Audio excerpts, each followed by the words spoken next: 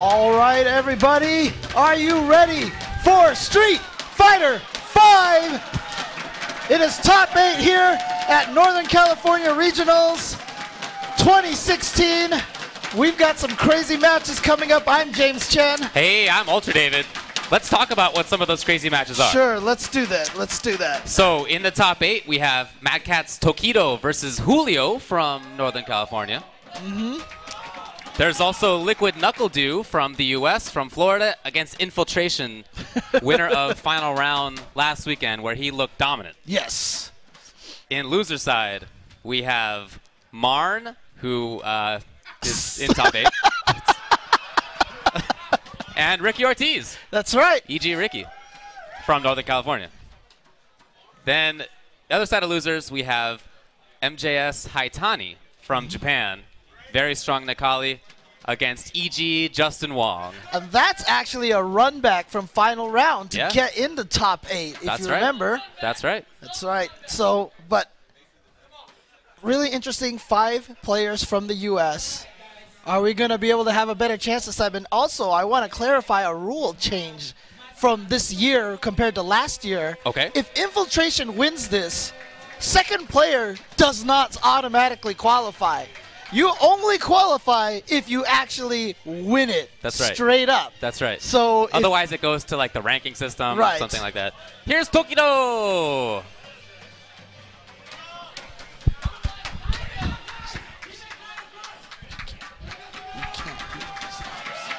I talked with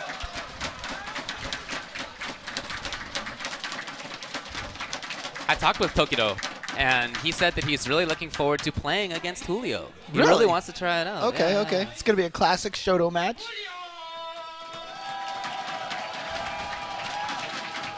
Yeah, Tokido said that he thought that SF5 Ryu had a clear advantage against Ken until coming to the US, and the American players changed his mind. And Julio is one of those players who helped change his mind. Yeah, he noted some ranges where he felt that Ken has an advantage. And, of course, he wants to stay out of those ranges. So that's going to be a lot of this battle. Yeah, I mean, a lot of people, when they try to play Ken, they still want to play that footsie-style Ken. And that's not really his game, in my opinion. In my opinion, he's supposed to get up in your face, stay in your face, or stay out of the footsie range. That's actually where he doesn't want to be. And I feel like he actually thrives at those distances. Actually, Tokido was worried about stand roundhouse range. Yeah, I mean, that's a little bit outside of the footsie range, because what everybody wants to do is come in there with the low strongs and the low forwards, and that doesn't work as well with Ken. He's got stand medium punch, which is a decent poke. Yeah, down strong, too. Well, down strong is not really much of a poke. It's a counter poke. It's a counter poke, right. But it's very useful. Then I also talked with Julio. He said he played against Bonchan this weekend. Okay. And he beat Bonchan 2-1.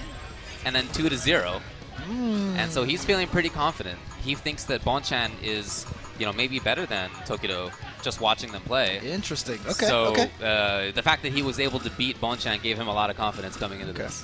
Yeah, I mean, right now, to be honest, I do feel like Tokido's Ryu is a little bit stronger than Bonchan's. So I don't know. We'll see how this goes. Yeah. But it's going to be the classic Shoto match: Ryu versus Ken, Tokido versus Julio. Japan versus US. It's all falling into place here. That's right. This is winner side top 8. This is going to be the start of the second premier event for the CPT. Well, it was already a pretty crazy day yesterday with that death bracket. It was the greatest thing. It was awesome. I loved it. Yeah, and we definitely had our share of upsets yesterday. We did. Like I mentioned, Marn's in top 8. But here we go. All right, guys, first match, top 8, NorCal Regionals 2016. Let's go! Already moving forward is Julio. Remember, this is 3 out of 5. Yeah, there's that stand roundhouse. That's why it's such a good poke. It's safe. Nice, Tokido going for the throw. Yep, a little switch. Oh, really? Okay. Tokido trying to press a button right there. Wake up jab. Very fast. That was a range that Tokido specifically mentioned he wanted to avoid. Wow, just trying to stay in there. So far, this is really Julio just moving Tokido backwards. Sometimes Tokido's had a hit too, but The pace has been set by Julio. Yeah, and again, I really... Ooh, he tried no, it. it was too far, yeah. I really did like the use of those V reversals because, like you said, it's really about controlling the pace. But here comes Tokido, and he's going to spin the super right away. Wow, that was gigantic. That round seemed like it was Julio's. Like I said, he was setting the pace, he was setting the movement. The ranges were his a lot of the time, and Tokido just solved it at the end. Yeah, like I said, though, the one interesting thing about Tokido is he likes to save his meter for those super finishes. No, paid off. So, you know what? He doesn't use a lot of EX fireballs. Oh, my gosh, and Tokido just running Julio down into the corner. Big damage. This is the complete opposite of last round. Wow, okay, though. But this is what Ken can do. Yep. He can just make a comeback. Already halfway dizzy. Wow. That was a gutsy wake-up grab. That is very unfortunate, but as you said, this is 3 out of 5. You see Chris T running up there, giving Julio some advice. This is California teaming up with California here, SoCal, NorCal. Again, Normally rivals, but in this case, we're all the U.S. players are gunning after Tokido Okay. and the Japanese players. Well, I really feel like the first round was mostly fine, other than that jump in into super. The second round, different story. It was a lot of offense that Julio's going to have to worry about. Okay, gets the jump in. Yep, combos into light hurricane. 3 frames. Trying to control that corner still. Tokido playing patiently. Very unusual fireball timing right there. Nice! Oh, wow. Punish would stand short. And now here comes that pressure that got Tokido the stun very quickly last time. Okay, Too far. But didn't quite get the juggle. Stand fierce in the V still not safe, but Tokido not calling out, but he's going to be able to get the stand roundhouse combo afterwards. Yeah, that's -4. That's a perfect punish.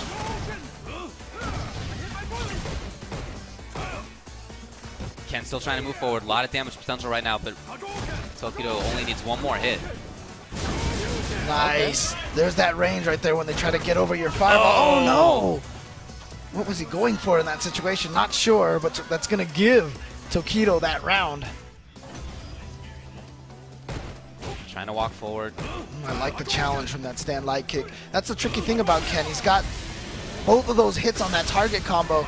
Not sure if it's coming out sometimes. Tokido getting good damage off of that combo into super. And I love the challenges from Tokido. Yeah. Nice. That movement is really strong. No V-trigger, not yet. Yeah, okay, here it is. Advantage low but not fierce. There. Yeah, that's definitely going to be negative. Wow, there he goes. He's in. Good block. Just blocking. Still there, still has V-trigger. Could have gotten a lot.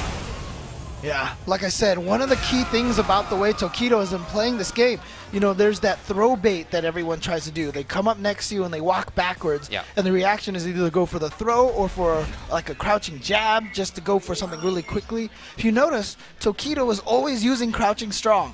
He's always using crouching strong in that situation. So he's learned to change his habits and make sure that he does something that can't be baited by that throw bait. The crouching strong usually reaches far enough to hit the opponent, so they can't even whiff punish.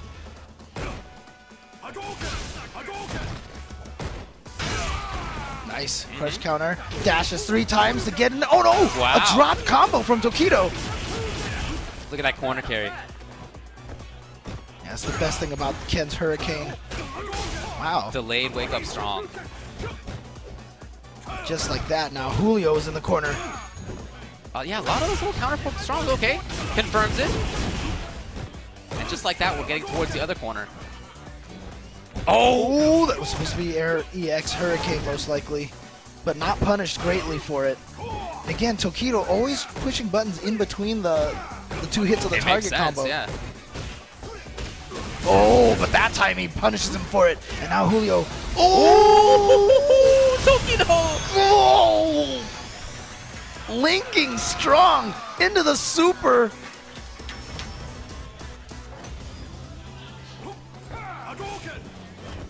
And now Tokido is at match point. Okay, nope, trying to get in not. there. How many times have we seen this corner situation, though? Tokido's been able to wait it out. No V-skill cancel. You know, you notice that when they most of the time land the fierce, they won't cancel the V skill unless it hits. Oh! Okay, trying to reverse that momentum. But of course, that just means he doesn't really have access to the V trigger. Yeah. Not for a while. Nice throw.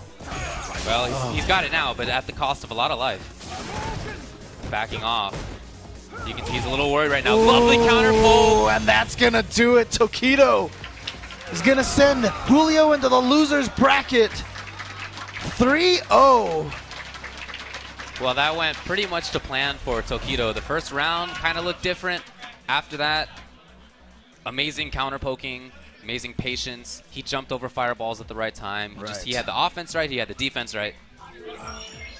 He looks ready. Yep, absolutely. As he did last weekend, where he seemed to have all the little ins and outs of a bunch of different matchups. So it seems about Ken. Like I said, he thought that his character had the advantage against Ken until coming here. And then since then, he's done a lot of homework to try to figure out the Ken matchup. And he looked really good. He looked really good. Yeah, he definitely looked like he studied. Didn't look like anything was catching him by surprise. Yeah. You know what I mean? Like, oh, I haven't seen this mix-up before. So Tokido, who got second place last weekend, only to Infiltration, moves on in winner's bracket. He's one match away from getting back into grand finals. We might see a rematch, folks. Yeah. Because guess who's coming up next? It is going to be Mr. Infiltration. Coming up here, he just took final round, and he's planning to pretty much win all these premier events, prevent anyone else from getting in through guaranteed spots. And his opponent, very, very strong player in his own right, and that is Liquid Knuckledew.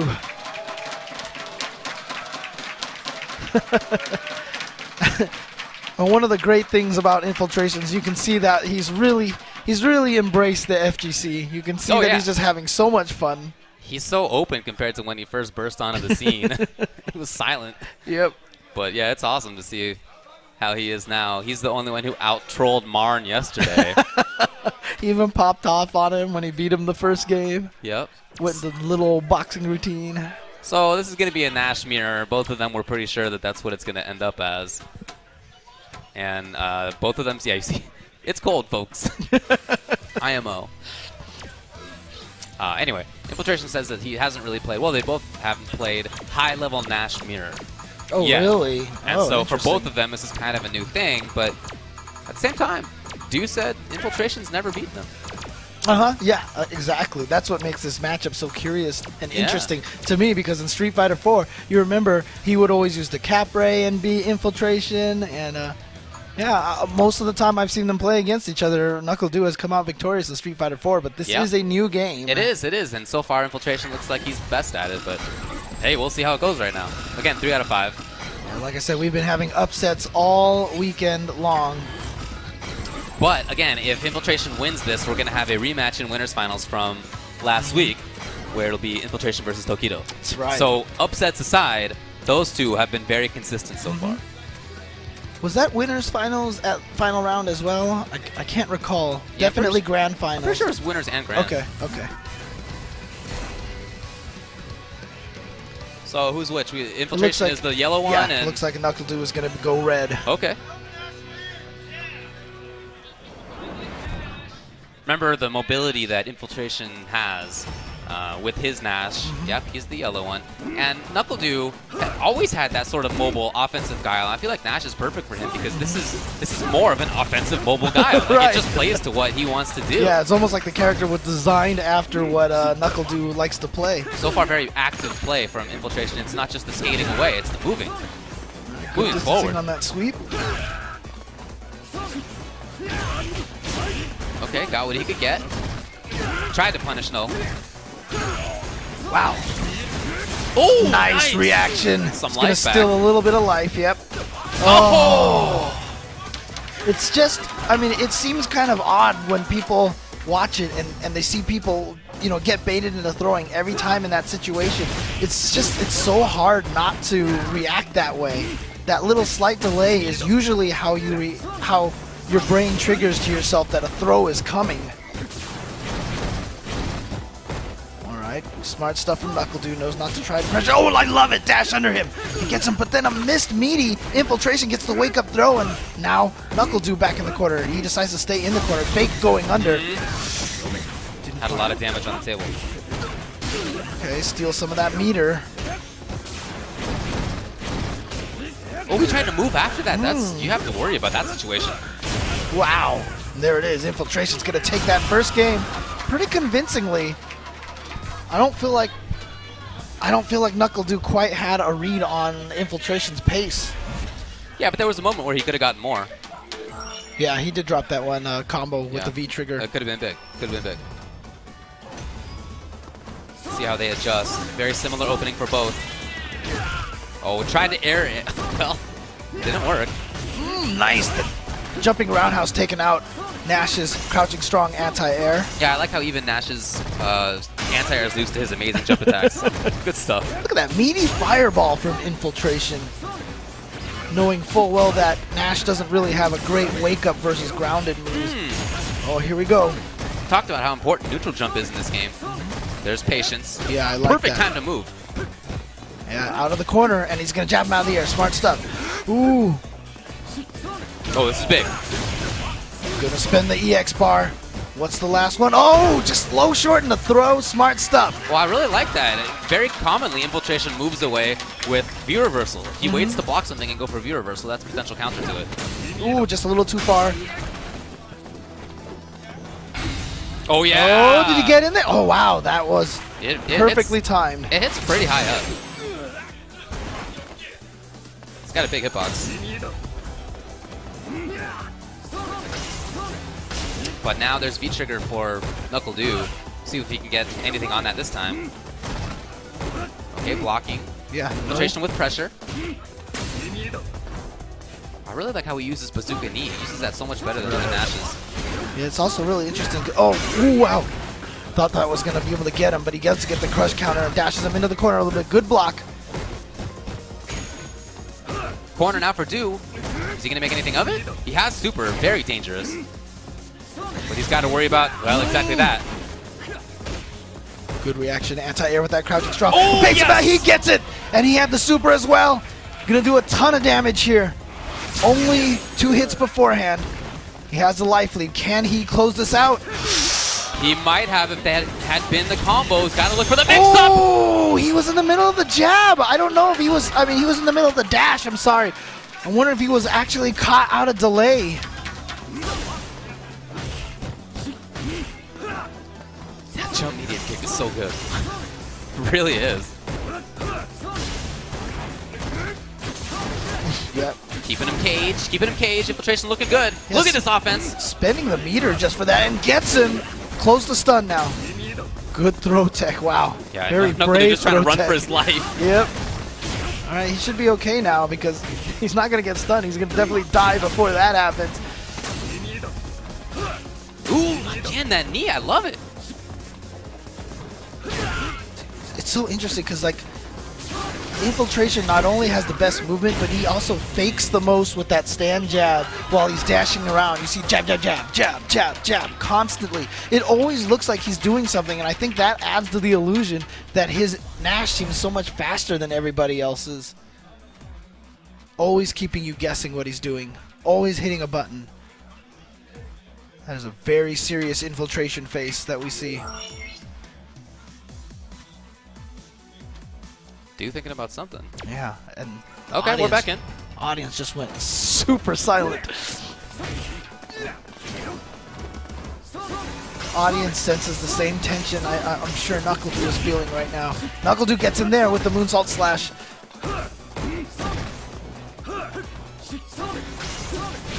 Oh wow, gets over there, but didn't quite have the combo afterwards. A little too far away. So he tried to dash in and get something going. So good. Yeah. Oh, wow. Nice timing. Yeah, good reaction. And then an empty jump. Smart stuff from NorCal. They both had the same idea. He's going to get the full combo off of this. Look at that. Yeah, that orange bar coming up. Ooh, wow. Caught him on the recovery of the back fist. But he's going to be... Oh, no, it was too late. And that's going to give Infiltration an opportunity. Gets right back in there. 2 hits off of that, and he gets under. Wow. Oh, my God. Ooh, Oh, boy. it worked. It worked out. Oh, boy. It worked out. Oh, boy. Okay. Anti-air from infiltration going right back in there. EX Sonic Boom. All right, both of them spending their meter early on. NuckleDu gets the throw. Goes right back in there. Just tries to get out of there. Tried to punish, no dice. Yeah, but a little too close, so he was able to punish with the sweep. Nice. Oh, if he hadn't moved forward, I think infiltration would have landed on that fireball. Oh, that was such a beautiful jump short. Gets a throw. Right there. Oh, but here we go. Big punish time. Yeah, what timing on that? Working on super as well. They both are actually. Oh, anti-air. He's got the hit. No, it's not going to work. That's going to seal it for infiltration in the round. No. NuckleDu dropping that combo to take it to 1 and 2. Audience cheering for NuckleDu. Infiltration just waiting it out. Perfect spacing. Oh, yeah. Oh, yeah. Oh, and he's going to go right into the super. Yep. Well, check out the damage. It's going to be pretty legit. He'll be able to set up whatever he wants. Comes in. Oh, again baited. Oh, this is a big chance. Sweep. But again, infiltration with that awareness, detect those throws. What jump timing. I feel like he's more practiced in this Nash vs. Nash than he said. All right, screen away now. Oh, no, yeah. just dashed right in there. And that's definitely thanks to Infiltration's jump roundhouse, which just hit so low. So Infiltration is going to defeat NuckleDu. Might be the first time that Infiltration has defeated NuckleDu.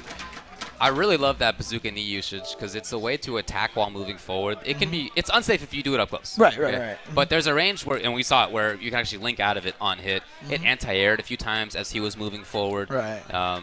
That seems like a really important tool if you space and time it correctly, which he was doing. Definitely. Again, he just seems to have better control over all of the tools that Nash has than not even just NuckleDu, than everybody else. Yeah. Yeah, he is definitely looking good. All right. And also keep in mind, also going to be coming up in California in April 15th through 17th in Orange, California. It's going to be West Coast Warzone 5. It's going to be a ranking event here on the Capcom Pro Tour. So definitely check that out. Look for all the information about the tournament at www.westcoastwarzone.com. At WCWRZone on Twitter. Well, that was winner's side. So in winner's finals, we're going to have Tokido versus Infiltration. By the way, I was wrong. It was Mago versus Infiltration. Ah, that's right. Last week. Okay. Fair enough. Thanks for the correction, folks. So that means that we're going to switch over to losers in just a little bit, where it'll be Marn against Ricky Ortiz. Let's check out the bracket if we can. Marn has definitely been the story of the tournament so far. When that death bracket was announced, you know, all these names in there. Marn flying out here, basically funded by viewers of his stream. Yeah. Made it all the way out here, registered late, got into the death bracket, and he looked at it and was like, sorry, guys, I'm not going to do very well at this tournament because there was all these killers in that list. And then... That's what he said, but is that what he thought? Exactly. I mean, look, I don't think so. He's been sitting here saying how much he thinks Mika is terrible in this game. Yeah. I'm starting to wonder if he's just trying to plant seeds into people's heads. Pull one over on people? Yeah, exactly. Or do you think nobody knows that forward strong is -2 and you can punish the forward strong?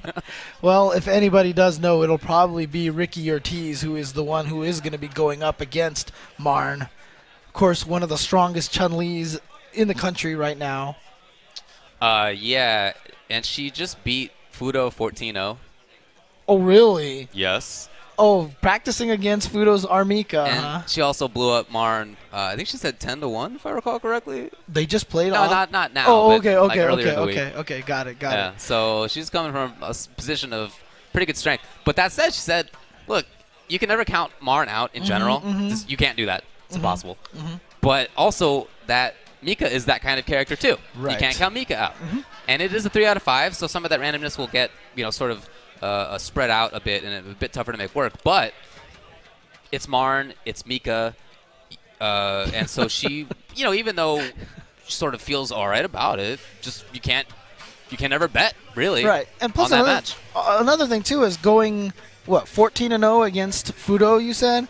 Look, Fudo and Marn, they might as well be different characters, even though they're both playing Mika, right?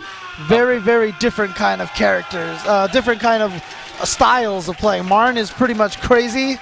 Oh, yeah. Marn is nuts. I said this yesterday, but Marn is both terrible and fantastic. Yep. You'll never know which one you get, and most of the time you get kind of both of them you got both at the same time. Yep, at the same time.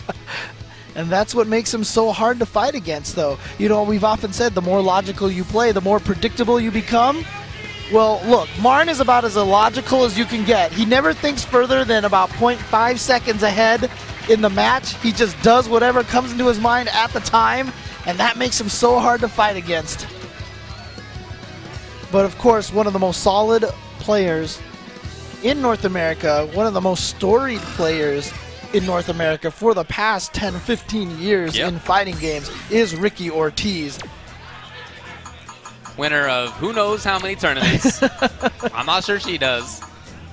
And multiple top 8 EVO placer. Just has been one of the best footsies players, one of the best reactions players. Yes, one of the best defenses. In fact, there are very few players that I can even name that have a solid, strong defense as Ricky Ortiz. And yet had success as Rufus playing offense.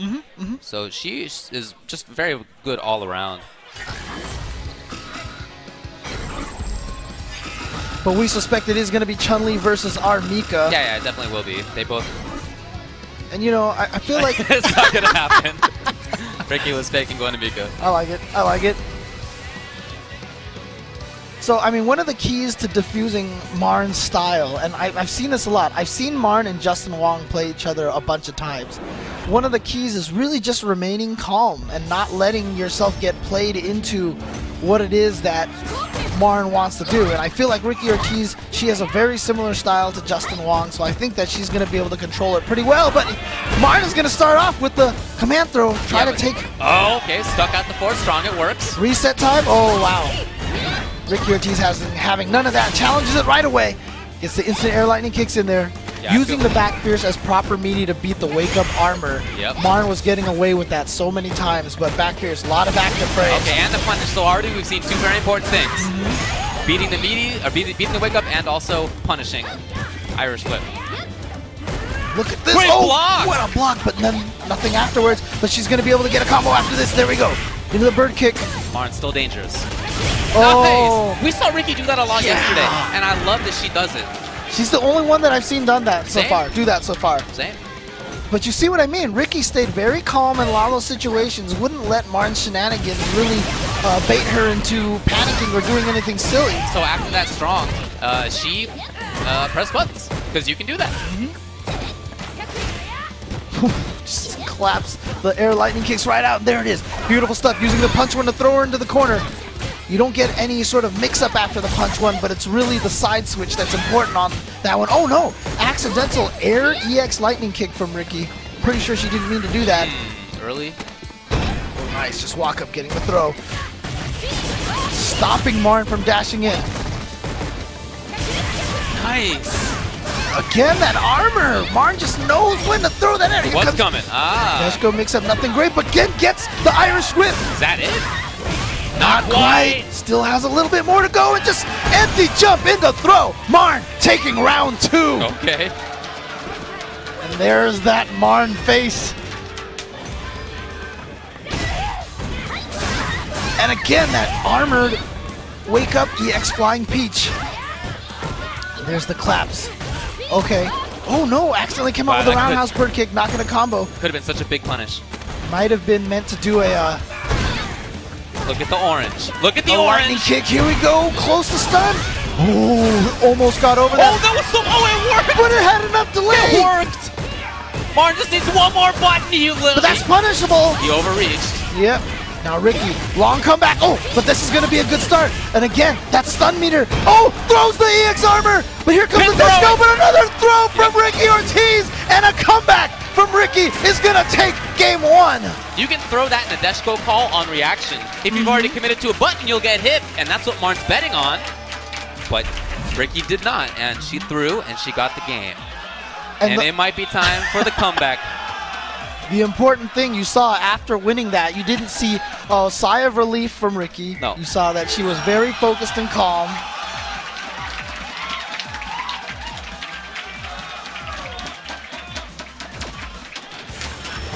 Okay, Marn, looking ready. Half of his upper body clothing off. Ooh. Oh, the miss. Yep, but no punish from Marn, who usually has great reactions for those. There it is again. Beautiful jump strong in the lightning kicks. And she uses up close lightning legs so well in the air. It's not just that she's depending on that, she has other buttons too, and so in conjunction, there's so much strength. Again, that's -2, but it's... Oh, the orange. The block stun on it is so difficult to deal with that Marn gets away with it so much. Gonna do an Nadeshiko combo. Here we go. Ooh. Oh, that's punishable. Yes, for sure.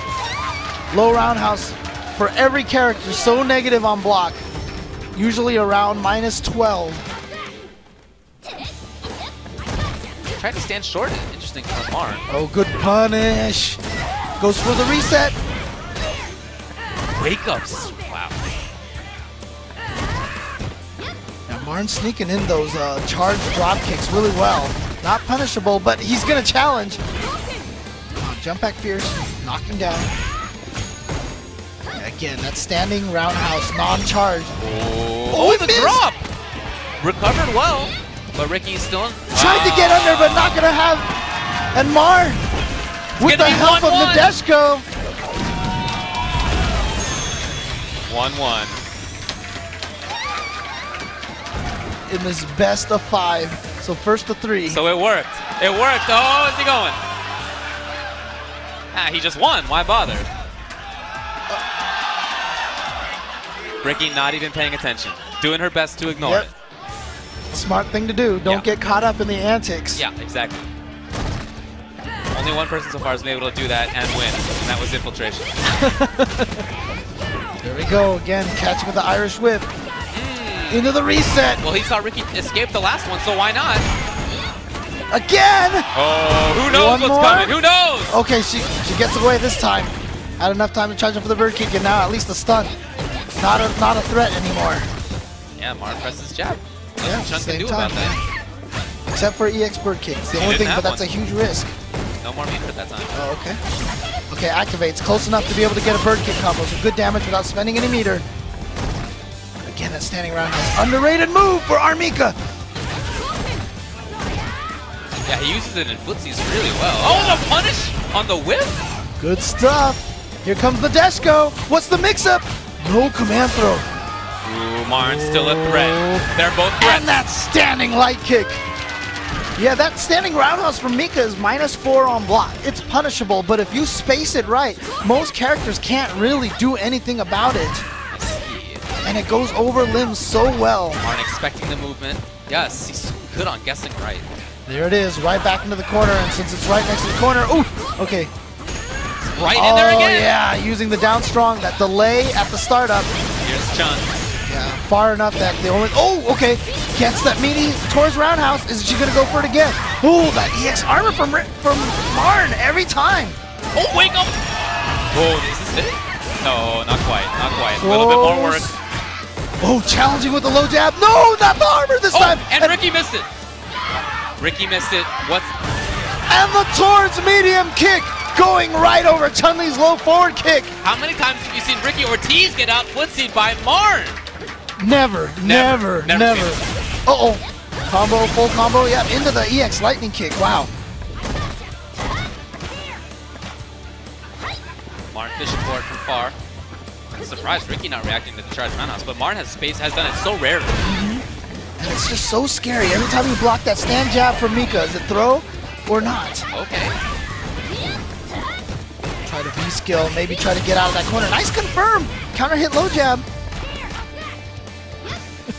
Yeah, he just wants that can start everything off, even if he doesn't have any life left. Oh, okay. Wow, and just dashes into the stand fierce. Solid defense from Ricky. Again, like I said, she has one of the most solid defenses in fighting game history, really. Back in the CVS2 days, her Sakura was nigh impenetrable.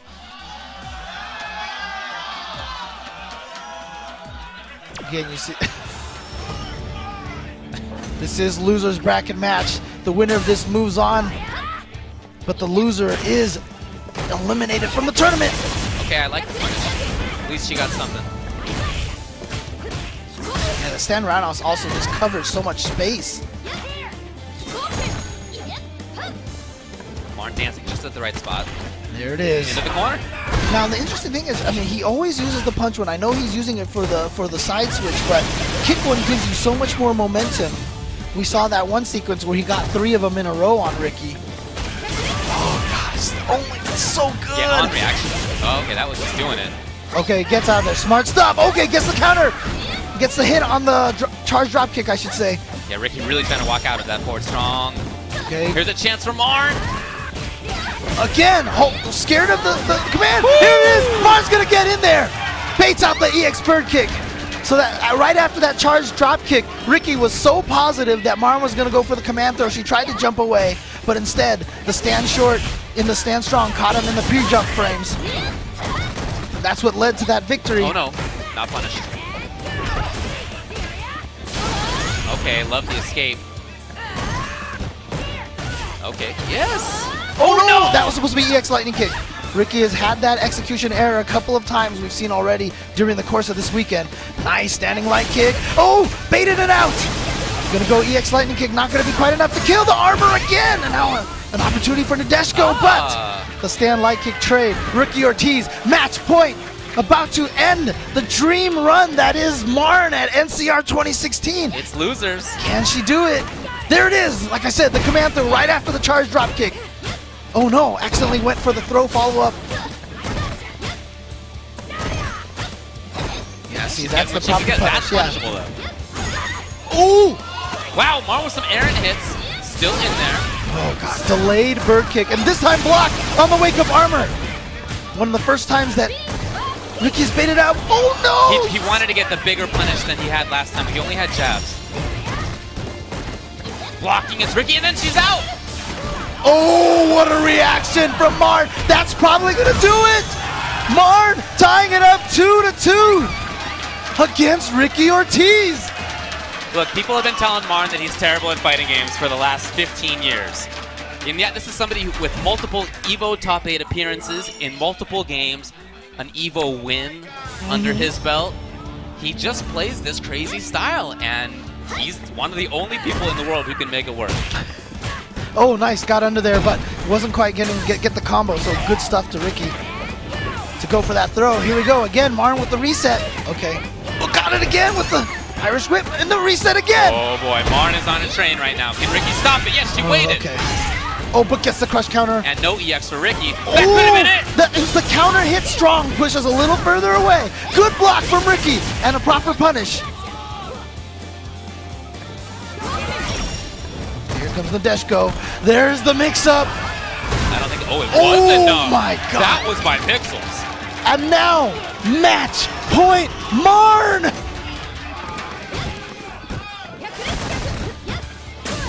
Good throw tech. Marn with some of the craziest reactions out of any player. And that was a late anti-air short from Ricky. I'm surprised. Not looking great. Okay, here it is. Marn is on a roll right now. Ricky has got to change things up drastically. Oh no, missed it again. That's that execution error. Marn, all the meter, trying to follow up. Ricky desperately wants to escape and try to set something up. Marn is just jumping like with reckless abandon. Yeah, you can see Marn. He feels confident right now. He's feeling good. Why not? Look at this. He just needs one more. And that's gonna do it. EX is gonna do it. Marn has defeated Ricky Ortiz and moves on in losers bracket. After 14-0 over Fudo and 10-1 over Marn earlier in the week, none of that mattered. What mattered was this set, this time, this 3 out of 5. And Marn is the one who took it this time. None of those other numbers matter. Marn is on a tear. The dream is still alive. Keep in mind, he came out of the Pool 16 death bracket, the last chance registration bracket. Bracket had Mago, Filipino champ, Chris Tatarian, K-Brad? K-Brad was in there. There were a ton of people who were in there. And Marn is the one who came out on top in winner's side. That's right. And Marn is still in it. He's in it. still going. He's still going. You got in it. loser's bracket. Who's he playing next? Next he will play. Let's see. It's either going to be. It'll be Knuckle Dew. Oh wow. It'll be Knuckle Dew. Okay. So that's going to be the coming matchup.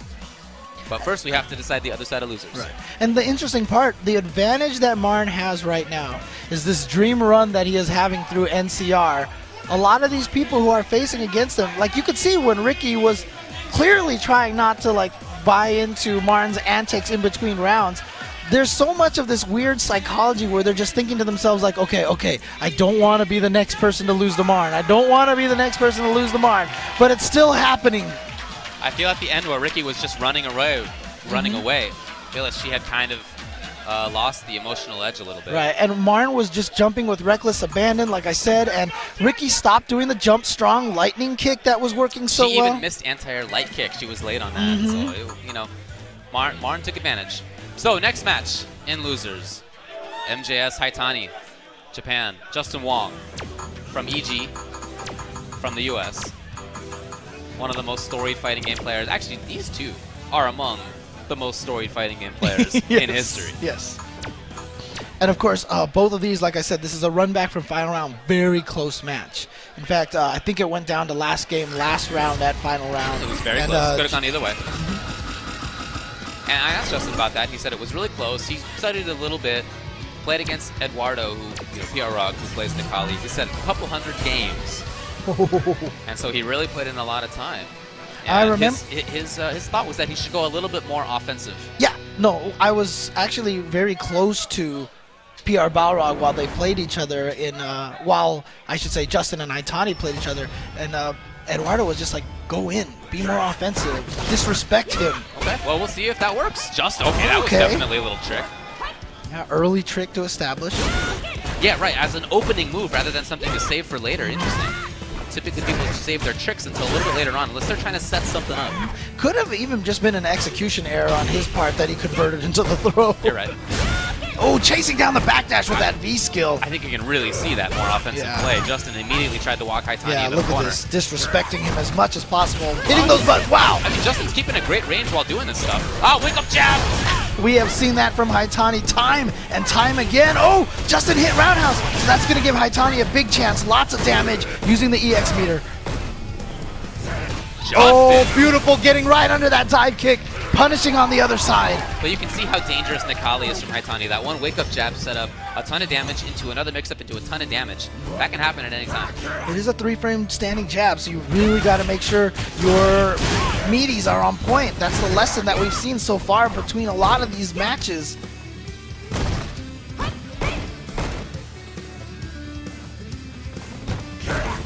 Dash from Nikali so fast. Yeah, I wonder if Haitani's trying to counter-adapt by trying to play a little bit more up. He's jumping in a little bit more. He did at the start of the round as well.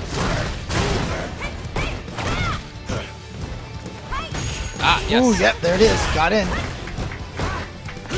So he's definitely trying to move forward more. Rather than him getting caged, that's really the opposite. Countering aggression with his own aggression. Justin's got to get away, or find something like this. That's good too. The stun is going down. Saved his bar. Yeah, for sure. Doesn't want to spend it just yet until he thinks it's going to kill. Oh, get back out there. Ooh. Nice. Like air to air. That's a smart counter. Oh, man. Haitani's ready to go, though. Gets the hit. Gets the hit on the other side. Is he going to go super? Yes! And this super always does so much damage. It's like the new Evil Ryu Ultra. You're right. And there it is. A room full of grown men.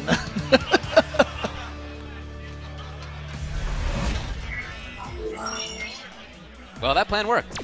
Yeah, it definitely worked. He got Haitani in the corner a couple of times, and when he did, it paid off. All right, good neutral jump. That's the weakness of that V skill, moves carrying forward. Right. So if you neutral jump, you definitely punish it. Here comes Haitani. Crush counter, that's going to stun. Wow, he might kill right here. Yeah, this is probably going to be a perfect round. Oh, he saved the bar. Okay. Okay. Doesn't matter. Doesn't matter. Yeah. There's actually a mix-up there between the low short or the jump back jab, overhead, instant overhead. Fuzzy guard. A little too far to punish. Good distancing from Justin. Okay, he's going to spend the meter to keep him out of the air. Because as you mentioned, Haitani is getting a lot of play by jumping in on Justin. Yes. Oh, nice spacing. Yeah, I like Haitani taking control. Ooh, crush counter. Yep. V-skill, best you can get at that range. But it gets you the knockdown and builds up the V-skill as well, which is very important for Karen. The V-trigger, I should say. Oh, okay. And I like it. Justin says, you activated your V-trigger. I don't care. I'm still going in. Well, it's like you said, that disrespecting. Justin's looking very strong. Well, I think he's doing it at great ranges. They're not terribly risky spots. He's just moving forward rather than playing the defensive game that he typically does. Nice little whiff punish there. You can see consistently trying to move forward. Haitani, I think, does want to counter. You see him dashing up. You see him kind of jump sometimes. But on the whole, in this set, Justin's been able to execute his game plan. He's standing right us, and he's going to go right into the super. He wants to take a big lead in this round. But the problem is, it's really mentally not that big of a lead because Justin is sitting on a full bar too, and any hit of his will just catch him up right away. You're right. Ooh, okay. Oh, gets him with the cross-up into the command throw. Haitani looking strong this round. Just doesn't want to get... Oh, Justin went in. Okay. Oh, it's going to save the super. Goes for the throw. Nice jab, anti-air. Will NorCal press the button? Will Haitani press the button? Oh! You see him just jumping away. I don't think that was even the OS. He just was jumping away. Oh, gets in there with the jab. Locked down into the command throw. Smart stuff from Haitani. He's going to take game 2. Yeah, Justin definitely held on to that super. He wanted to find the moment that it would kill. So that way he could also keep the meter just in case he wanted to use it for anti-airs.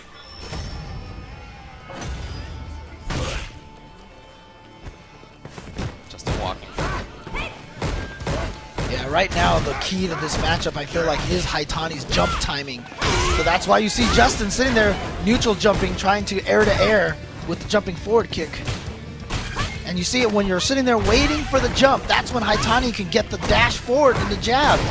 So Haitani doing a good job switching between those two options. NorCal has such great jump buttons and such good dash speed. They're both legit threats. I think Justin has sensed it too, so he's really trying to watch out for the jumps and the dashes at the same time.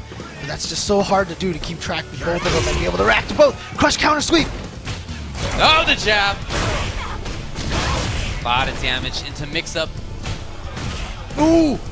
Didn't get it. Justin with a little punish there. Yeah. No V reversal for NorCal. So oh, gets away. Ooh. No EX uppercut anti-air from Justin. Now just one little bit away. Oh, he thought about the whip punish, but decided not to take the risk. You just don't know when NorCal is going to dash up to you. One dash and he's right in his opponent's face. Oh my. Oh! Like I said, you just don't know when it's coming.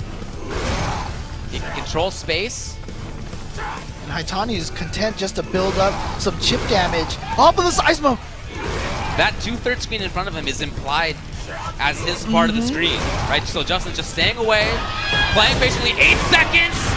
Oh, the big risk, and Justin didn't take the bait. That is defense. That is defense right there. Because command throw would have been such a... Like, it was one of those two. Yeah. That was it. And then most people in that situation would have went to command throw, which is why Haitani went for, instead, the uppercut. Tried to whip punish that a couple of times, no dice yet. Yeah, you can really see the difference between regular NorCal dash and V-trigger dash. Gigantic. Yeah, it's mostly the same length. It's distance is one of the scariest parts of that. Ooh, not close enough to punish on that neutral jump. Haitani now trying to figure out a way to get in. Great. Oh, great block on the overhead. A little too far. Oh, Justin's going to go for it. He's going to try to put Haitani in that desperation mode right away. So here we go. Activation. Oh, beautiful. He came in. Will he try to play more actively? Oh, walks up, gets the throw. Not quite enough to kill.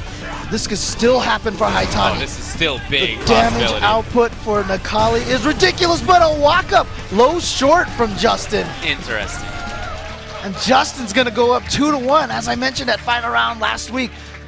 Came down to the final game, final round, very, very close. But Haitani with a dominant final, like, third round in that matchup. Justin seeking revenge. 2 Japanese players left here in top 8. Haitani is one of them.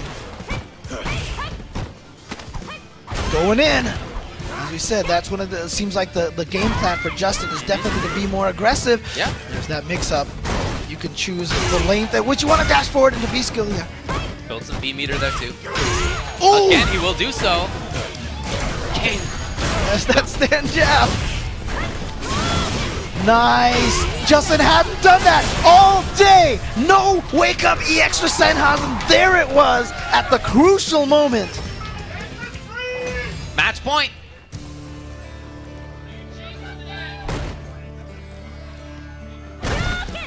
Trying to move forward again is Justin. The whiff punish. It's working. Ooh, that's Haitani maybe trying to mix things up a little bit. Okay, you know what? That trade is perfect. For Haitani, take off some meter from her. He still has a lot on deck. Not too far to punish. He's tried that 3 times and it hasn't worked. Okay, gets the cross up in there. Ooh, raw stop.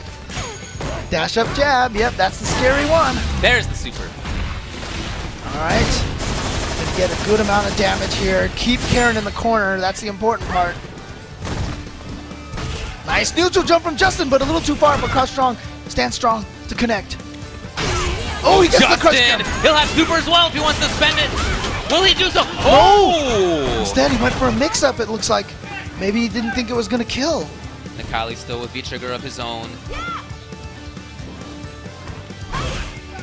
No activation from Haitani. Yeah, I was about to say. I was wondering if he's trying to save V reversal, but maybe not. He's in there now. Justin. And now we have one of these situations with Justin with a very slight life lead. And he waited it out before, but he had more life. Well, he's already shown, and we've seen over the many years that he is willing to just wait it out. 14 seconds. Haitani might need to try to make something happen. Yep, 10. We're down to single digits. Justin on the verge of taking this against Haitani. He's just trying to chip him out. He's just waiting it out. Will he work? Oh, he got it with it. He didn't get it. Haitani found the hit. Oh, perfect distance. Just going, dashing in, getting Justin out of the air. So Haitani's still in it, still alive. Oh, look at that stand strong. Good priority. Oh, he tried to go for the throw, but the neutral jump. Crush counter roundhouse. Almost done. We might be seeing a swing here, James. Yeah. There it is.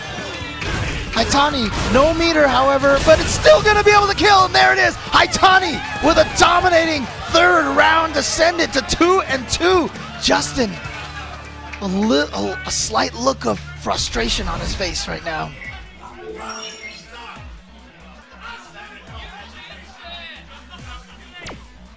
So it's 2-2. Remember, the last time they played, it went down to the very final round. It was close. Could have gone either way. And it looks like it's doing that again. Yeah. Justin with a couple of important whiff punishes. And moving his opponent towards the corner. This is exactly what he wants to have happen. Yeah, it looks like he's trying to go back to like, wait a minute, what did I do to win the first game? Yeah, right. I need to come back to this, and there it is. You see the aggression now. Even waking up with buttons. Harassing the orange is there, and now he got the stun. He's going to take the round. So dominating round from him, just as we saw the previous one from Haitani. Right, and the important thing is very little meter spent from Justin. So he has all this resource still left. In fact, he has more resources than Haitani. Haitani needs a big recovery, and it looks like he might be getting it. He's already got the corner, trying to harass with buttons. Justin already down about a third life. He hasn't been able to whiff punish that, so he just jumps in. There it is again, the jump attacks from Haitani. Oh, are we going down to the final round after all? That's -4, but a little bit too far away. Right. Nice. Catches him with that stand roundhouse. Haitani trying to get it back into the jump. Nice neutral jump, getting some play, but then... Justin with the sweep. He has a little bit more trigger, Good not block. much. No, it's gone. On the B-Resolve whip punish. Yeah, I really like that escape from Haitani. He's down to the wire right now. He has super. Justin has super. Next, they can take it either way. Again, V reversal, so he's not going to have any V triggers for this round. They both want their that's medium. One hit. Is that he's got to complete it, James? It's not over. He did it super.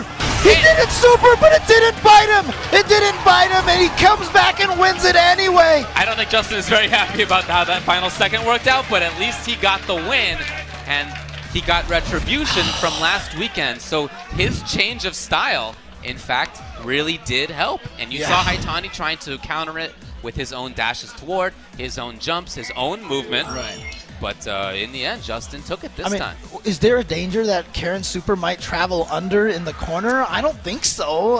Not that I'm aware of, but Justin went for the anti-air. Maybe he was like, I don't want to drop the Super. Let's just do the easy version, hope it was going to kill.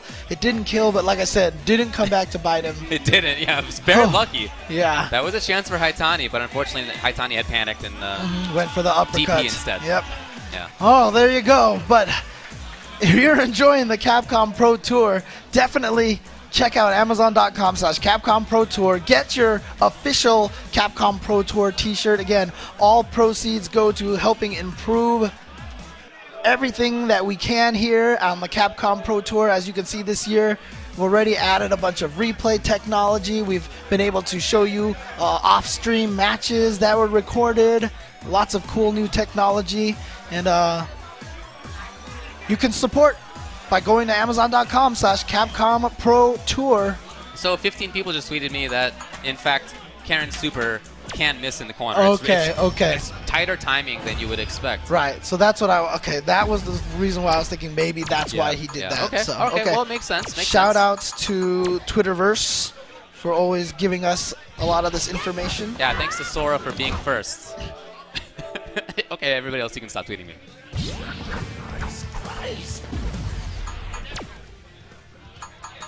So Marn against NuckleDu.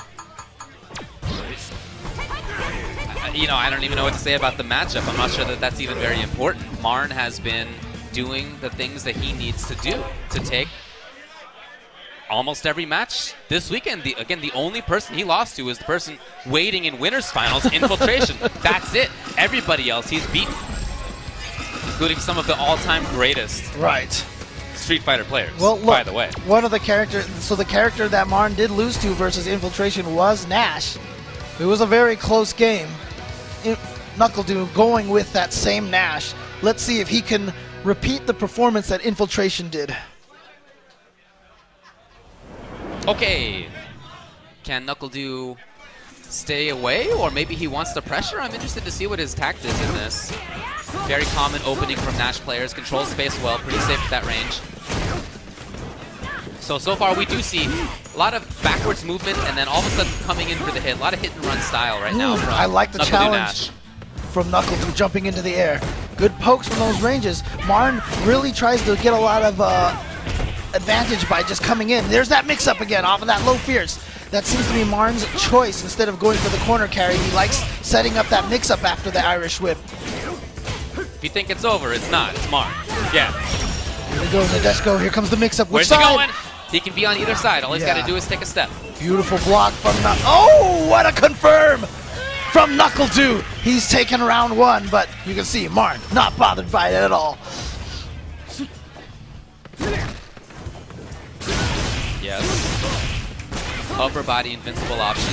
Marn trying to bait it, but actually that was really nicely done by Du. Look at this. Exactly what we saw out of Infiltration when Infiltration beat him in the same matchup. A lot of anti-airs, a lot of good spacing. Look, I've always said one of the biggest strengths of NuckleDu is just basically the lack of fear that I see in his play. Oh, what a beautiful dash forward into armor. It all could be... Oh, that's out of the corner, but it still has... Wow, challenging with a cut jab. I felt like Marn's dash was a little slow, but he's going to get that into charge roundhouse. EX Flying Peach, and that's going to take that round.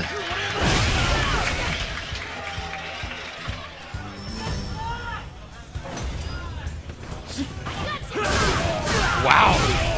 Marn, great tech. Du just chicken guarding. It worked. Nice. Just using the EX for anti-air. I like how NuckleDu is using his meter right now. using it for just defensive purposes. Again, just doesn't want to let Marn get any play. And gets the stun. That should do it for NuckleDu. Oh, maybe not. Not quite. He didn't have extension for super or for Ooh, V-Trigger, just goes for the overhead. Okay. That stuff. Again, we saw that from Marn when he played against Infiltration. He is just going to move forward, and you're not going to teach him not to do that. He wants to get in. He's going to slide. He's going to jump. You're going to anti-air him or sweep him, and he can still get in. He still took a round after all. Yep, jumped in. It worked. He's going to get the corner.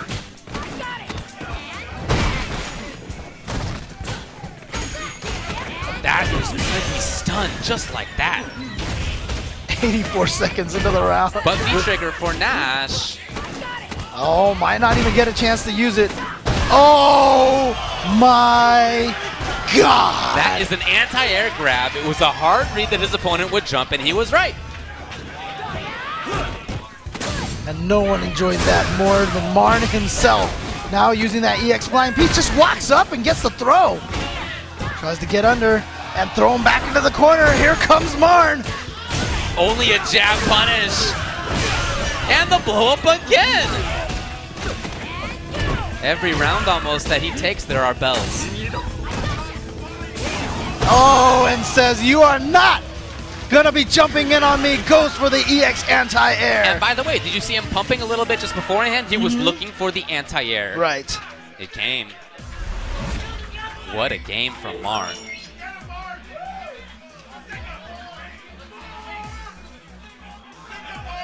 Now, V-Trigger is a potential escape. It's not frame one invincible, but if the opponent misses a meaty, or if they don't have a meaty, if they're expecting something else, then you know, they're off even by a frame, and it'll move. Okay, good punish. Avoiding that. Yeah, that down strong in the air. You know, when you first look at it, so much delay on block. You're like, this move can't be useful, but actually it turns out to be such a valuable move. Oh, too far. Okay. The sweep at least, but then the full screen backdashes from Du. You can tell he just doesn't want to be anywhere close. He got a counter hit there. What was it? Wow, that does not seem like it's a safe option to dash toward afterwards. It's supposed to be. Is it? Okay. It's supposed to be. I feel that like was actually really lucky for NuckleDu. Oh, but here's Marn again. Boom, boom. Let's go. Yes. Boom!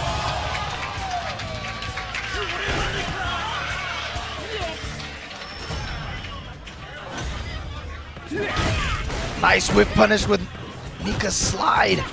Gets away from the command throw. Not fast enough with the Sonic side to punish. Wake up strong, why not? Oh, a little too far again. Oh, beautiful. But look at that. Recovers so fast on whip. Didn't get hit. Recovered in time. Nope. Wow. Why not? Good maximum punish from NuckleDu. Nadeshko's ready. Can Marn get in? Can NuckleDu stay away? NuckleDu has not used the EX spin scythe anymore as anti-air. But he's sitting on a full bar. Oh, hit her before he... I think he's trying to bait it right now. Yeah, Marn understands that. So whip punish. Exactly.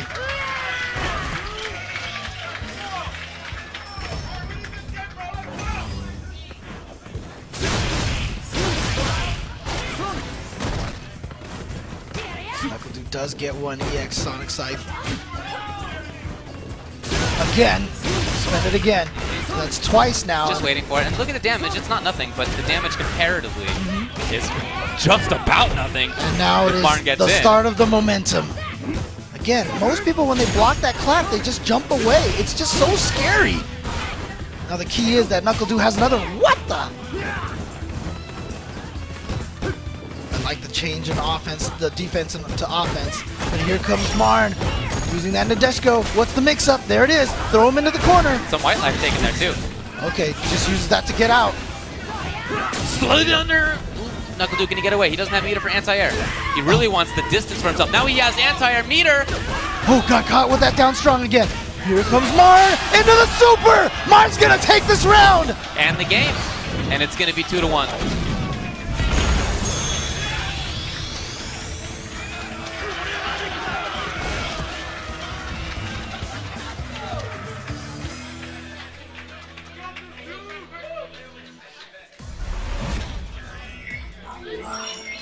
Yeah, again, that armor move, that EX Peach, EX Butt, it has armor, but it doesn't have armor immediately. It doesn't happen until it's like third frame. 3. Yeah, That's right. That's right. So if you stick a button into her as she's getting up, she doesn't really have anything to say about that. And yet, you just don't see that terribly often. Instead, it seemed like Dude doesn't really want to pressure. I feel like you can harass her wake up, right? But instead, Dude wants to just be away. Just and you know, that's his strategy. But you know, he's just sort of betting that he'll be able to keep distance. I'm starting to wonder right now if maybe more air-to-airs would work better, because, you know, the way Marn's been mixing it up in the air, every time he gets that hit in, it's so much damage and all the momentum as well. Okay, it looks like NuckleDude trying to be a little more offensive, try not to play as defensive and scared. Look at this, going right in there, close to stun, but then, wow, wake up jab from Marn. That's fine, but I really, really like the change that NuckleDude's going through right now. All right, well, he's going to have to guess at this point, but I love that offense to start the round. She's still coming in. Yeah. Ooh, got him out of the air. Oh! Did he cancel that into the command grab to grab the V reversal? Maybe. Okay. NuckleDude on the verge of taking this round, but it's never over against Mika. What's the mix-up now? Too far, but can't punish. The jump. Will it be a jump or a slide? Oh, it's a predicted jump! the fireball. He got over there, and now Marn is at match point versus NuckleDude. It's getting to Do. You can see it on Dude's face. It's getting to him. It's so hard to figure out what Marn is going to do. He's going to jump, James. He's going to jump. That's what it is. Is it genius or is it madness? So far, it's been looking like genius. Yeah, he went to the other side the previous time. Corner carry. Oh, nice dash to punish that. Oh, didn't combo. Oh no, he missed it. No. But I don't know what Marn. I don't know if he's ever seen it. Yeah, Marn might have thought it was going to go through him. Yeah, in fact, I've heard some other people say that the first time they saw that, that's what they thought too. Oh, just blocked in time. Oh, that was a time to punish. Oh, NuckleDude staying alive. And NuckleDude giving Marn a pat on the arm. NuckleDude trying to instigate a little bit of his patented trolling. See if that's going to work. Too far. Dude getting away. Trying to set something up. Great throw tech. Oh, beats it. Again, it's only upper body invincible, not true invincible. And the command throw from Marn. Oh, okay. Beautiful. Gets the extra hit off of this Sonic Scythe. Good juggle off of that neutral jump roundhouse. Avoids the dash go altogether. Oh no, went too far over the head. Here comes Marn. Marn almost in there. This might be it. This should be it. This might be it. Into the EX. Flying Peach, not quite. He should have did the wingless airplane. Doesn't matter. Marn takes it over NuckleDude. Marn survives. He survives. He beat Ricky Ortiz. He beat NuckleDude. And he has made it into losers semifinals. He'll play the winner of either Julio or Justin Wong. Wow. Wow.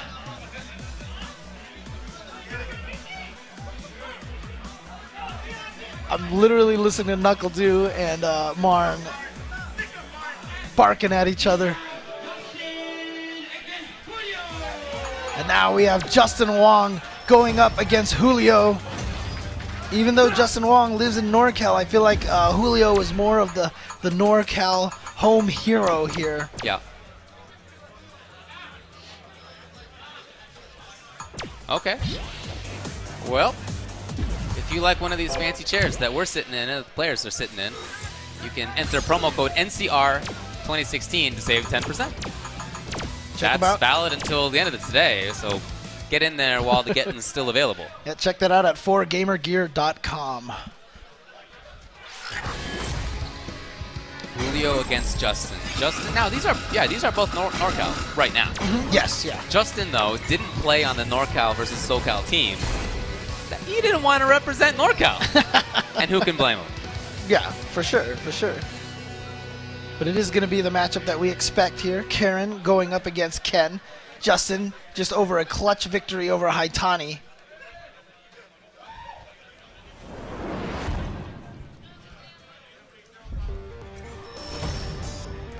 Here we go. Justin immediately trying to close some distance, moving in there. Try to use the V-skill. Remember, the V-skill can erase fireballs, but really takes some crazy prediction to make it work that way. Julio doing a good job with the counter poking, but now Justin in, pushing Julio all the way into the corner. This offensive style is just still here. Ooh! Well, okay, wow. Justin at least got the throw there. Yeah, Justin just walking in right with the throw, and now harassing with those buttons. Trading stand fierce, getting counter hit. He's going to be able to V-trigger off of that, get some extra damage. Now chooses to switch sides. Well, it's just the extra damage. Yeah. It was dangerous putting himself in the corner. If it wasn't going to kill, that's exactly where Julio's going to make the comeback, though, with Justin in the corner.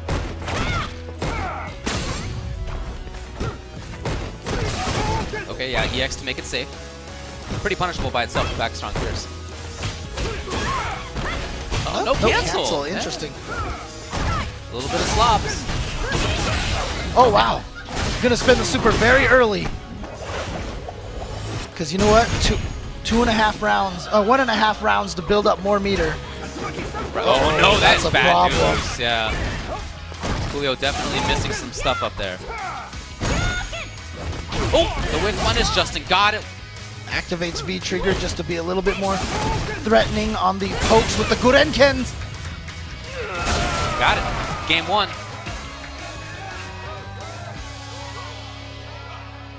And there were definitely some misses on Julio's side. So NorCal already starting off in winner's bracket, going 0-2. Julio, is he going to be the next victim of the 0-2 from winner's side? At risk of the same. Oh. Good challenge from Justin. Got to be careful though. We saw how Julio would do the standing medium kick and then the back strong to hit infiltration from time to time. Well, there is a gap in there. Yeah.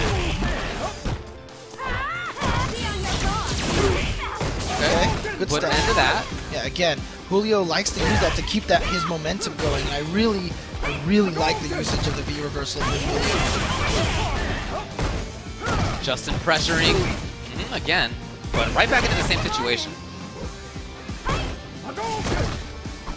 Justin super if he finds another hit. Ooh. Yeah, one more hit. Yeah, anything will do it for Julio. You see him hitting a lot of these stand shorts. Just hoping one of them works. No! And none of them worked! None of them worked. It was the down medium kick instead from Justin. You gotta give up that chip basically once you've done it like 3 times.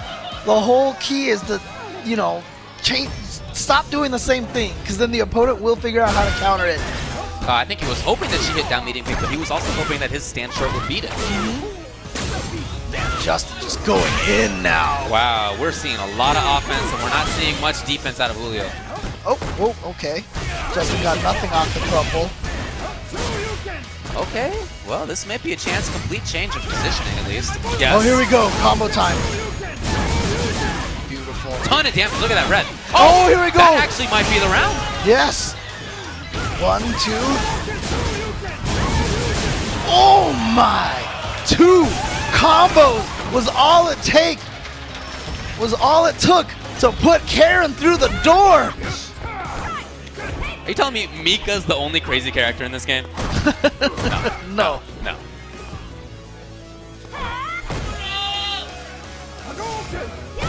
Wow, Justin got just over that fireball. Okay.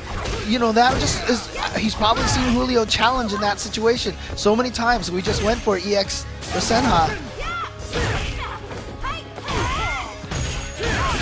There it is, EX Hurricane to get some stage carry. Trying to pressure, trying to stay away now. Yeah, Julio looking much stronger. Yeah, a lot better button timing as well. Not right there. Justin with the slide to try to maintain corner, he does. Justin's whiff punish rate has been really impressive. Oh no! Wow! Just like that, the stun Justin with the comeback here. As we said, I thought Julio was doing a lot better in that round. Yeah! In the previous round, he sort of got by on Ken. is cool. But the start of that round was a lot of good stuff from Julio. Look, and yeah, Justin came back. Life leads, they're so tenuous in this game. It's so fast that you can be killed, especially with the stun. It's so dangerous. Yeah. It's awesome. Okay, good punish, but nothing really off of that. And there's that stun that we were talking about. He's going to try to do as much damage as he can. Oh, look at these counter pokes from Justin. Sitting on that V trigger. Really wants to confirm it, though. That's some patience by Julio. Oh, and then look at the that. one time it hit. Nice work. Nice work. Justin not jumping. Oh, he tried to steal a turn. Yeah. But good stuff from Julio to just throw out those crouching jabs. The overhead missed. Actually, both of them missed. Actually used the B skill for what it's supposed to be used for. Okay.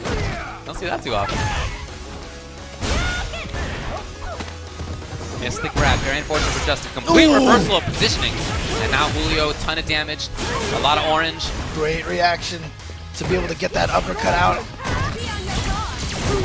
Oh, good block from Justin. Stun going down. And Julio waiting. No, coming in for a little hit.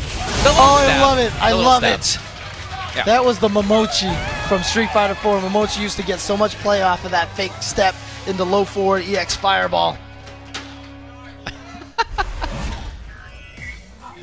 It's the Momochi, man. Now it is. Sorry. That's how it is. Poor Chris T. Yeah.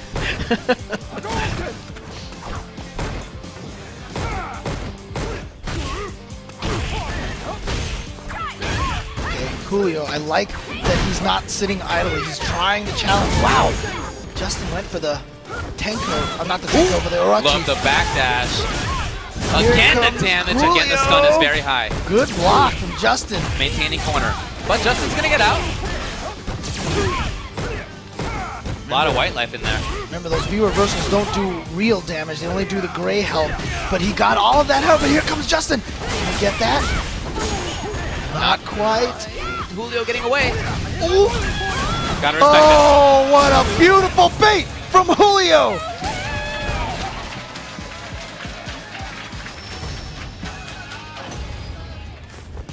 Julio really recovering. Yeah, great confirm. He's going to have corner out of this. And again, a lot of damage. Julio now with so much momentum. Definitely. Oh, there we go. Justin's triggered. But Julio's made some sort of adjustment. I just feel like he's trying to be a little more aggressive against Justin. Yeah, he definitely is. Just really doing a great job keeping Justin from getting any sort of momentum. Justin's still pressuring though, and a lot of gray life built up.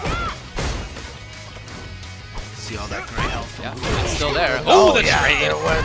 All that life is gone, and now Justin's sitting on a super, but so is Julio. I really like that Justin went in after that, the down jabs.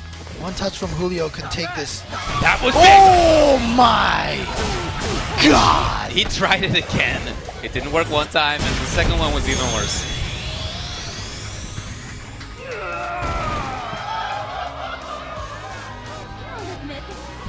That's match point, Justin. Julio, though, Like I said, a lot of Julio's- damage yeah. available. And he's Julio's really, just been playing very solid. well, right now he's trying to find something to make happen, but Justin's movement, Justin's spacing, the footsies are tough to deal with. You see him starting from out a little bit farther away, a lot of advantage out of that EX Fireball. Okay, good counter. A lot of people have been not countering that properly. It's not safe at all. Justin ending that pressure. Wow. What timing on that? I know. Not exactly a whip punish, but it was right after. It was perfectly timed. Ooh! Look at that life going down. Look at that orange going up. Trying to get in there. Oh, he's got it! It could all melt. All of that advantage for Justin could melt in 2 more hits. Oh, nice jump back from Justin. Maybe using that jump OS. Okay, Justin trying to find something. Oh, to dash I forward. love it. First time we've seen it. He saved it for when he really needed it. And here he comes! Oh no, it missed! It missed! It went under! What an unfortunate end for Julio from Northern California. The Street Fighter gods were not smiling upon Julio at that moment. That was the chance of the comeback. Dude, Julio has landed that combo hundreds and hundreds of times. We've seen it this weekend and in this match. And somehow, just right there, maybe just a tiny bit too early. So the first uppercut just went right under. That's Justin the moves on. Wong factor, right? Well, I suppose. Remember, Justin saved his super rather than doing super. He did the EX just to make sure. He knew it's a difficult combo. You know, again, if Julio had hit that, we could still be playing. And this is gonna set up Justin Wong versus Marn. That's crazy. Coming up here. What year is this? What game are we playing? Could be any of 4 or 5. Fair enough. And if you are enjoying the action that you are seeing here on the twitch.tv/Capcom Fighters, read all about the Capcom Pro Tour at capcomprotour.com to see the entire schedule for all ranking and premier events, see how all the scoring system works with all the different regions. Also follow them at Street Fighter on Twitter, /Street Fighter on YouTube, /Street Fighter on Facebook. But we're heading right back into the winner's bracket. And this is going to be a grand finals rematch from what we saw last week at Final Round, the first premier event. Last week, Infiltration looked like he was the most ready, the most active, had the best reads, the best spacing. And even though I think that Tokido is amazing at doing his homework, I still think this is going to be tough for him. He said he thinks it's about 5-5. He said he thinks he has a new strategy to deal with Nash. In fact, he said that Daigo helped him form that strategy against Nash. So he said he felt a little bit more comfortable this time than the last time. We'll see what that is. We'll see that difference. He did say he doesn't want to chase quite as much. That's a big part of the matchup, as we saw it last time, with Infiltration escaping due to V reversal, V trigger. And he said he doesn't want to make that part of his game as much. He'll move forward, but he doesn't want to chase in the same way, because that led to a lot of loss of life. Nice. Again, that use of the bazooka knee. Infiltration uses it better than anybody else. Gets out of there, and Tokido gets baited, walks right into it. Thought Infiltration was going to try to get out of the corner using that V trigger. Oh wow, just eats the standing roundhouse, and Infiltration trying to finish him off. Oh, he wants to chip him. Wow, oh, okay, that's a lot of meter loss. I'm not even sure if he meant to do that, to be honest with you. After a jump back like that, maybe he was reading Tokido was going to dash forward, and he was going to try to catch him out of the dash, but that's a huge gamble. Like you said, loses a lot of resources. Nice stuff from Infiltration, just nullifying that fireball. Perfect jump. Wow, he's going to go for it. Yeah. I mean, that's what Tokido does. He spends the meter, life. yeah. He likes to spend the meter as fast as he can, close to stun. I really want to know if he has any options like to do with stuff, but perfect time on the Infiltration side. Gonna steal a little meter with the regular Tragedy Assault. Oh, good punish on the bazooka knee. We saw that bazooka knee used so well before in the previous match, not right now. That was a liability. Oh, wow, and it almost looked like Infiltration stood up to block it and then crouched again.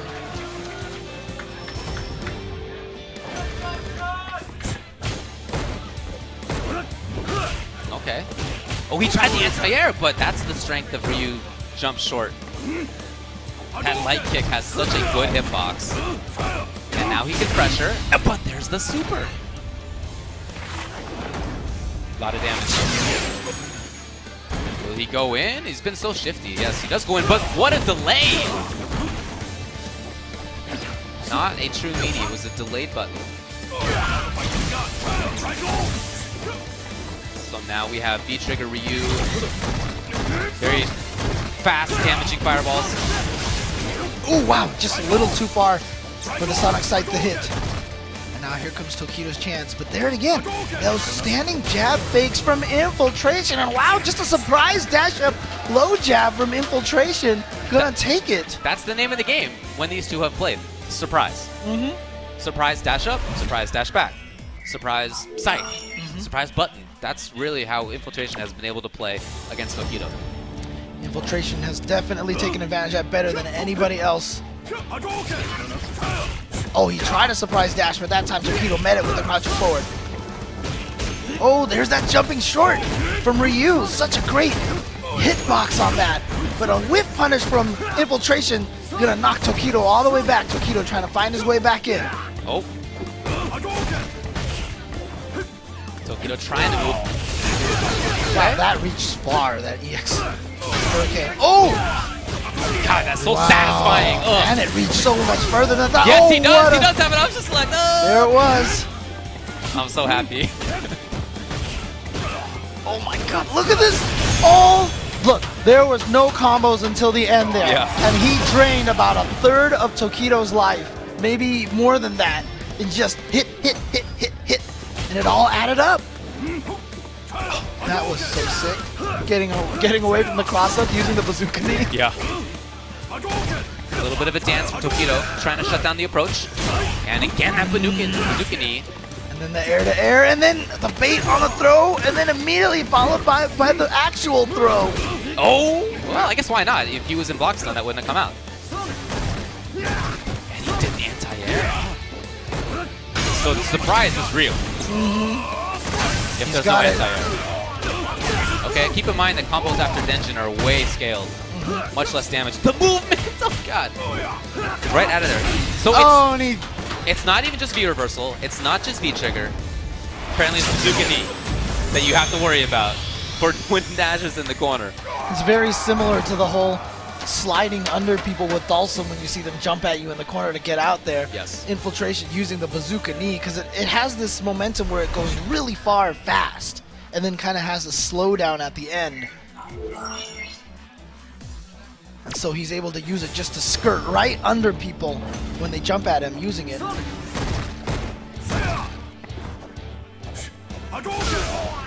Slowly trying to move forward. I feel like Tokido is not doing what he said, which is he's chasing. Yeah, it's hard not to get baited into it a lot of times, especially when you get frustrated. Yeah, I'm not saying it's easy to avoid. I'm saying that, you know, Infiltration has convinced him to do what he didn't want to do. Exactly, and he has punished that so many times, the low roundhouse on with his own stand roundhouse. Love the jump back roundhouse from Tokido. What a range. Oh wow, he tried to bust out the parry, but he wasn't ready for the follow-up Sonic Sight. Okay, will Tokido move forward? Only one. Ah, nice! Okay. Tokido gets the corner. Can he get the anti-air? Wow. Dangerous and gutsy anti-air. If that had not worked, he would have lost that one. Wow, interesting. No parries from Tokido. There's that beefy stand roundhouse combo from Ryu. That's so satisfying looking. Yeah. Again, that anti-air. The jump short didn't work. Okay, so a lot of damage now from Tokido. No, he missed it! No! Might have been just a little too far, and instead he eats this big old damage. It's not looking great. That is definitely one of those mental guard breaks. Oh, he's got the uppercut. So rare that we've actually seen Tokido get the uppercut anti-air. Again, remember that option select. That was such a... Oh! He didn't expect it. He just didn't expect it. If you expect that the crush counter, you can go right into EX Moonsault and take a lot of life off, but he just didn't think it was to happen. Woohoo! And Tokido is going to take a game here. It is 2-1. You see Tokido talking to himself, mouthing words to himself, trying to psych himself up. Probably trying to remind himself of some of those strategies that, you know, he said that he was going to do. Yeah. Oh, punish. At least get something. Yeah, it's so nice. I feel like that's the first time I've seen him do that in this set. Yeah. Dash up roundhouse. It just shows you how ready Infiltration is. Tried to trick him with the left-right thought, went for the throw instead, but man, Infiltration ready for that as well. It just seems like he controls so much space. There's so much implied control constantly with his movement. Okay. Oh, there it is. The short, into roundhouse hurricane. Or it might have been forward, actually. Oh no, dashed into it, but actually kind of worked in his favor because that the V trigger wasn't able to combo, but Infiltration gets the throw. That's how he won final round, was off of a throw, and this time he goes for the overhead. Wow, all right. Match point, Infiltration to get back in the grand finals. After all, he just won the first premiere last week. Against Tokido. That's right. Again, that crouching strong working against the jump short from Ryu. Jumping light kick, crush counter, sweep. Gets the throw. We haven't seen Tokido go to the throw that much, actually. Oh, wow, that stand light kick from Ryu hitting Nash's low forward from so far away. You know, he had such a good distance on Nash, but then he really went in. I felt like he was better off staying back a little bit. Oh, the dash up. What a wake-up dash. You see Tokido fishing for that stand strong. He wants stand strong in his super. Tokido trying to play patiently at that range. He understands that at any moment Infiltration could come in, try to get a throw or stand strong. There it is. Oh, okay. Goes for the simpler combo. Yeah, it works. It works. All right, so Tokido's still in this. And like I said, he's never been bashful about spending the meter. Not wow. Dash up throw from Infiltration to start the round. And then goes for the overhead right away. Okay, there's a lot of damage coming. And that puts him at a huge advantage right now. No super ready for Tokido. He has a long, long road. Okay, yes, right in extension. Just like that, he has the corner for himself, but keep in mind, the dash up grab. What fast movement. Oh. And again, he understands that Tokido's not ready. And that is it. Infiltration takes it 3-1. He's back in grand finals. For the second week in a row, there have only been 2 premier tournaments so far in Street Fighter V. Infiltration in grand finals of the first one, now also in the second one. Keep in mind, the rules, as you said earlier, have changed when it comes to the Capcom Pro Tour. Previously, the rule was that if somebody wins a tournament who has already won an automatic qualifying spot, that spot would go to the second place finisher. Not the case this time. Not anymore. Not anymore. Now those spots are moved over to the rankings. So if Infiltration takes this, the automatic qualifying spot into Capcom Cup will be gone. Yeah. Also, I want to point out one thing about Tokido. I had mentioned how he was using the crouch strong versus the throw baits a lot of times. I was pointed out to by a very, very smart individual that he's probably going for the low strong throw tech that still currently works. Could be. And it's probably going and that's one of the things that's going to get patched out in the upcoming patches, but Tokido might as well use it while he can. So one thing I've always appreciated about Tokido is that he does maximize what he can. Right. Yeah, he's really good. Well, okay, we're going to take a quick break, and we'll be back with more Street Fighter V at NCR 2016 after this.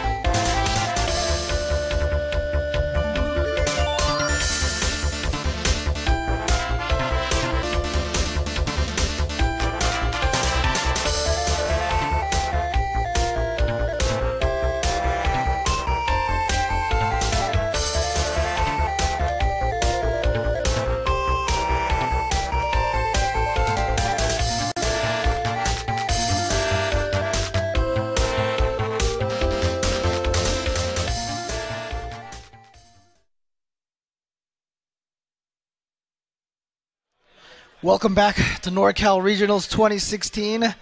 We have more Street Fighter action coming your way, and we've got a big one coming up. Which one's coming up? This is going to be Justin Wong versus Marn. These two have been friends for years, and trust me, Justin is Marn's demon in so many ways. Oh yeah. In fact, Marn just tweeted on Twitter that he's never beaten Justin. Interesting. Okay. In tournament, in any way. Interesting. But they've certainly played a ton of times, casually, in tournaments, across a host of different games going back a dozen years. And yeah, it's almost always ended up in Justin's favor. Justin just understands the rhythm, the sort of spacing, the mix-ups that Marn likes to go for. And what he does most particularly is that he avoids them. Is that he is standing at a range and moving away and not getting engaged. I feel like that's one of Justin's biggest strengths, is that he can avoid engagement in this kind of a matchup. And he works really well against Crazy. Justin actually plays super well against Crazy, better than a lot of players that I know. And you can see it right now. He's doing a good job with that. However, here comes Marn. I mean, so many times we've said, okay, Marn is so good at, Justin is good at this, Ricky's good at that, but then Marn comes in out of nowhere. But Justin taking that first round very solidly. I should correct myself, because Marn corrected himself. Marn did apparently beat Justin Wong in TVC. Of course, he won EVO.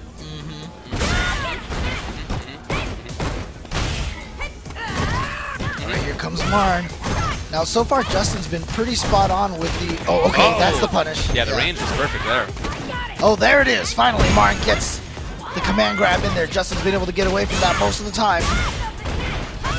I really feel like he should not quick rise after that setup. Oh, he beats the armor, yep. Justin has his meaty timing proper. He's looking like he has the solution to Marn. Well, we've seen this many times already. Every time we say, well, looks like this guy has the solution for Marn. Yeah, you're right. Yeah. Marn comes back and shows that we're wrong. But the problem with this is that this is now more, like I said, everybody else has been spending all their time going, I don't want to be the next guy losing to Marn. I don't want to be the next guy losing to Marn. Right. The problem with this now is that Marn is probably thinking to himself, God, I don't want to lose to Justin again. I don't want to lose to Justin again. So that pressure has shifted now from Marn's opponent to Marn. And I think that's a big difference. And look at this. He's just getting hit by cross-ups. All right, gets out of there. Okay. But almost done. Yeah, there it is. Man, this is not looking good for Marn. Oof. Is the dream over? The dream may be dead. Yet Marn is even nodding his head. Wow. Oh, beautiful distance on that. It can be safe, the fierce one, if it hits at the very end. And here we go. Marn into the corner. Almost stunned. He should be able to get stunned, but the counter hit again on the standing strong pushes him too far away for that. And that's going to save Justin. The quick rise again. And again, into a cross-up. That's the third time. That's the third time it's happened now. And right into super.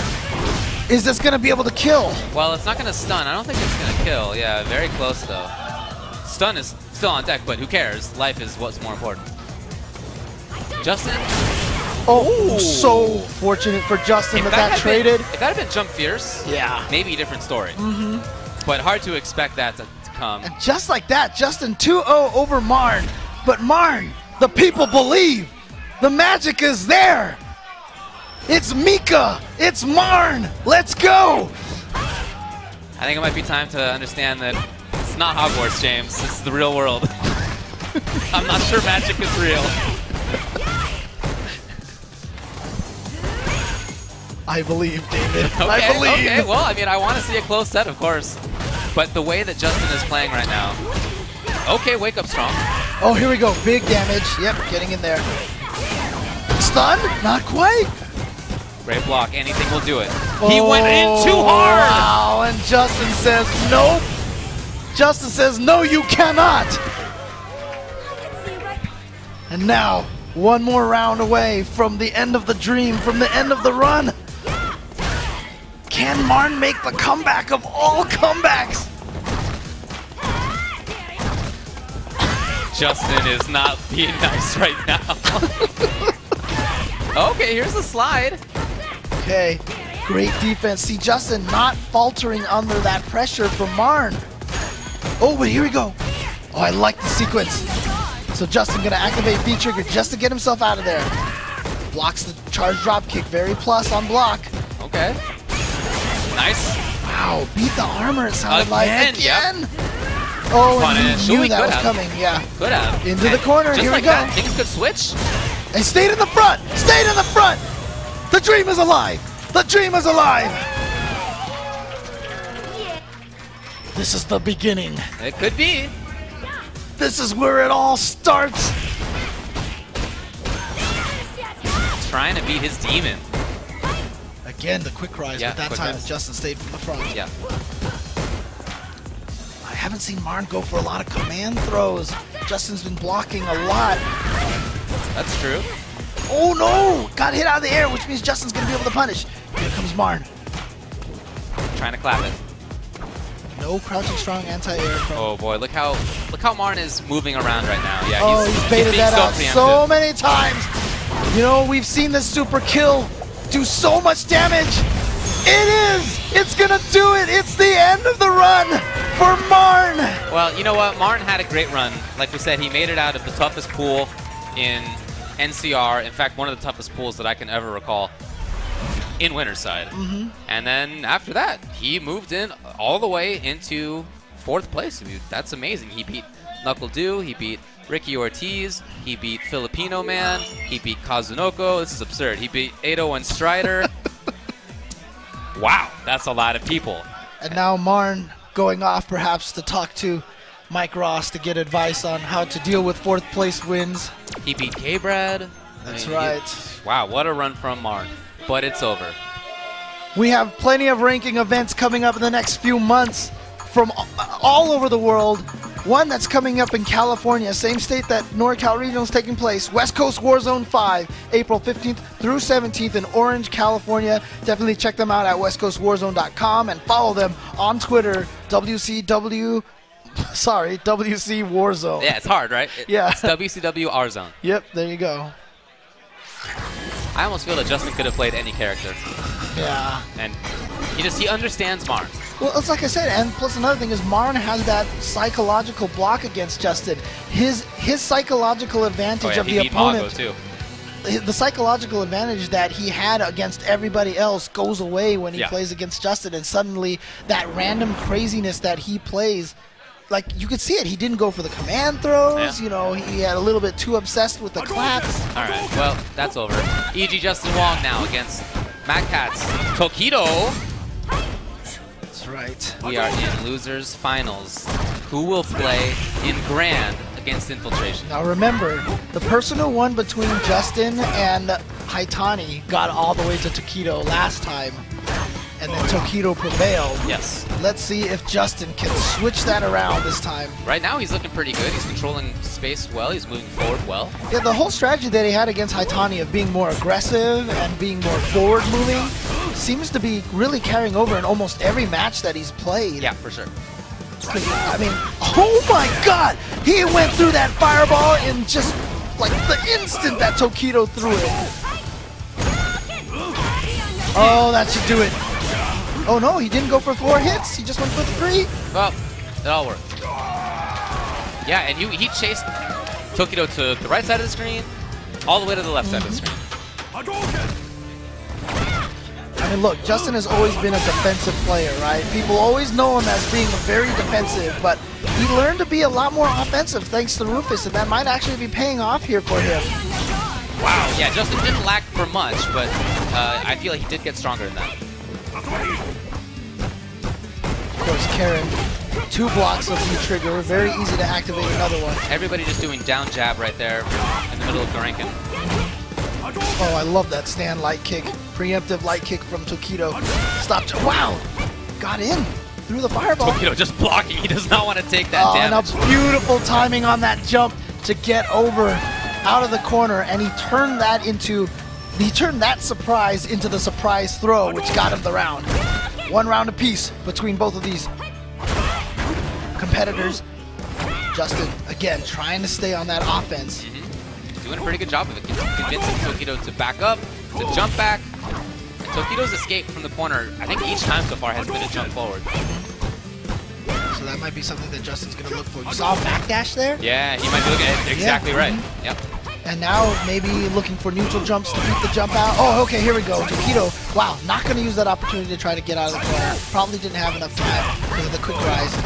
Going for that back roundhouse. That's what won him the matches. And there it is, the air-to-air. Just like I said, Justin looking for that to keep Tokido in the corner. Oh, no anti-air from Justin. But he walked all the way backwards. Yes. That was the main thing. He still has control of the corner. Okay, Not so anymore. Tokido finally gets out, but then Justin baits him with the throw bait. That's going to be game one going to Justin Wong. Into the wall. Straight into the Ojo laugh.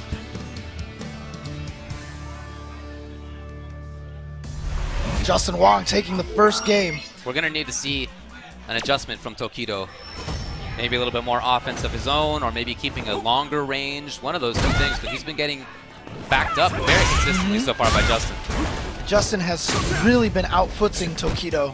Remember, Tokido was very much a setup play kind of player until Ultra Street Fighter 4, where Akuma's, where the quick rise and the delay kind of forced Tokido to learn better footsies.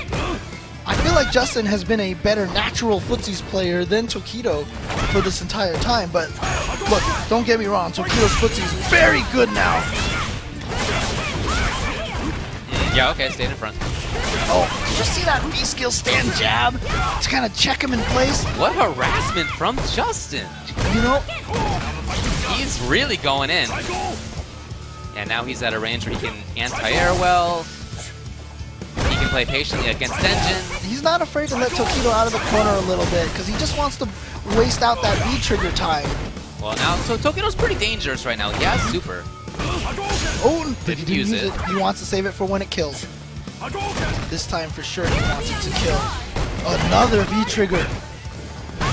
And the air-to-air from Justin is going to take that round. Wow. Look, I previous to this round, that previous round, I just didn't think Karen's Gurenken was like a great V-trigger, but the way that Justin had been using it, it looked oppressive. That was like the first time it looked really, really scary to me. Yeah, you don't really get like high-low mix-ups or whatever out of it. That's not real. But the fact that you can cancel back is pretty nice, although some characters can punish. Yes. Oh wow, a counter poke from Justin. Doesn't want to use the meter though. Doesn't go into the super. He's gonna save it. Oh no! That's the worst when you whip the throw and then the opponent throws you. Right. Okay, Tokido. Doesn't Very go. nice Doesn't go. Yes, here's the super. That is enough. Good work. I was actually surprised that Tokido didn't go for the charged engine fireball, but maybe it was because Karen had the super. Actually, yeah, I don't really see Karen him had do the that. super, so that wouldn't have been the right time to go for it. Yeah. Right. Smart from Tokido. So far, I really love Justin's use of the V skill. He's been able to build V-trigger meter, V-meter, so quickly despite not losing that much life. I do like that adaptation from Tokido. He's using that stand light kick a lot more, kind of similar to how Karen's light kick works, just to beat a lot of those crouching low forward pokes. Oh, here we go. Justin's gonna get the punish. Meter? Nope, he's gonna save it. To the throw.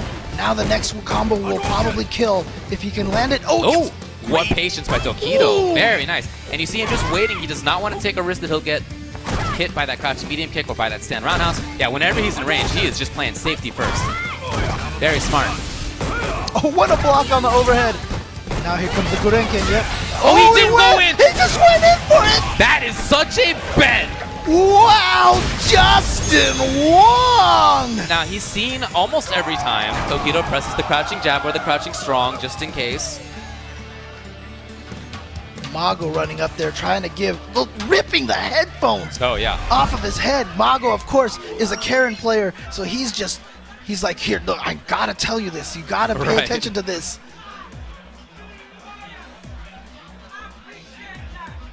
Justin smiles and says, no advice he gives you will help you, Tokido. Okay. Because that's totally something I can picture Justin saying. Yeah, right, okay.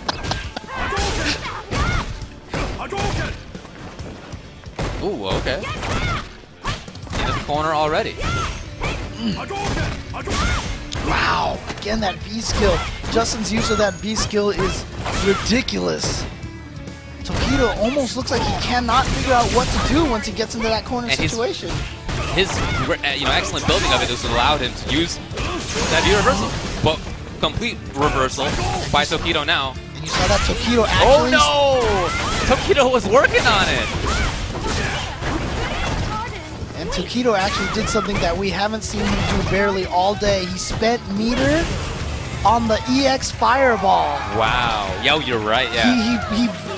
He veered from the game plan. Yeah, I definitely think that's a difference in game plan. And you know what? He hasn't been able to find something to work. I understand why he would want to get something new, but here we are in the very potentially final round. It's match point, Justin. Wants to get into grand finals against Infiltration. I see Tokido trying to outrange that V skill. Okay, good stuff. Here's some momentum for Tokido. Sitting on a full bar. Next hit will probably lead into a super for Tokido. Oh yeah. Oh, he didn't do it. Wow. Again, there's just like some uncharacteristic play I feel like from Tokido. Like he's changing. He's overthinking some things.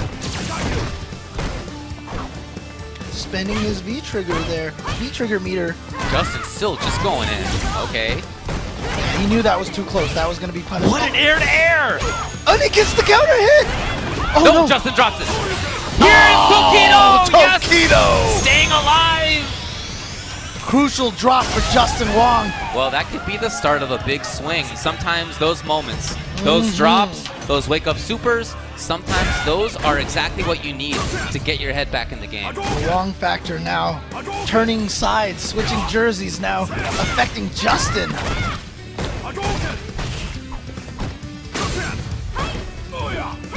We've seen this so much. This Karen, about half screen, third screen from the corner, Ryu back in the corner.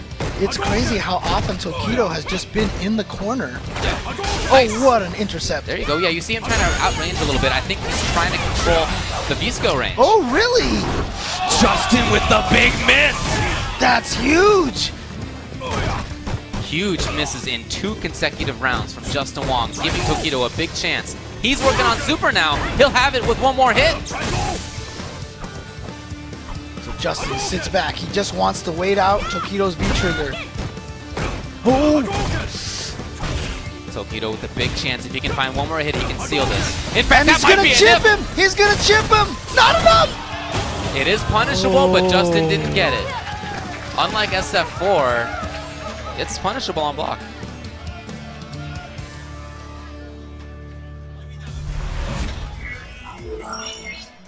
So that, like I said, that might be the beginning of a big swing. 2 huge drops from Justin. Very uncommon.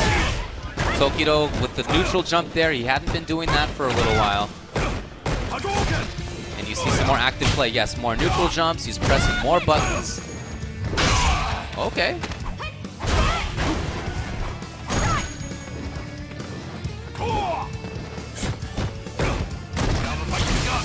Okay, chance now. Oh, well, it's time for Justin to activate, I guess. Good work. Good punish. Not only gets the damage knocked down, also pushes a little bit. Triggers are about gone for both now. Still pretty even on life. Yeah, you see Tokido backdash there. I like it. Oh, he did get under. Tokido normally pretty good at blocking those. Oh, here really? goes counter into the super. And look, all the momentum now going back to Tokido. That one crucial drop from Justin Wong. And you even see like a head shake from Justin. A little bit of frustration. Well, it makes sense. He had a big chance. 2 of them, in fact. Oh, I love it. Yeah, he had gone for meaty down strong almost every time.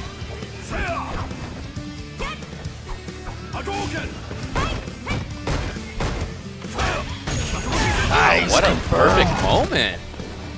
What a time. We're seeing very different stuff out of Tokido right now. Oh, there it is. Ah, yes.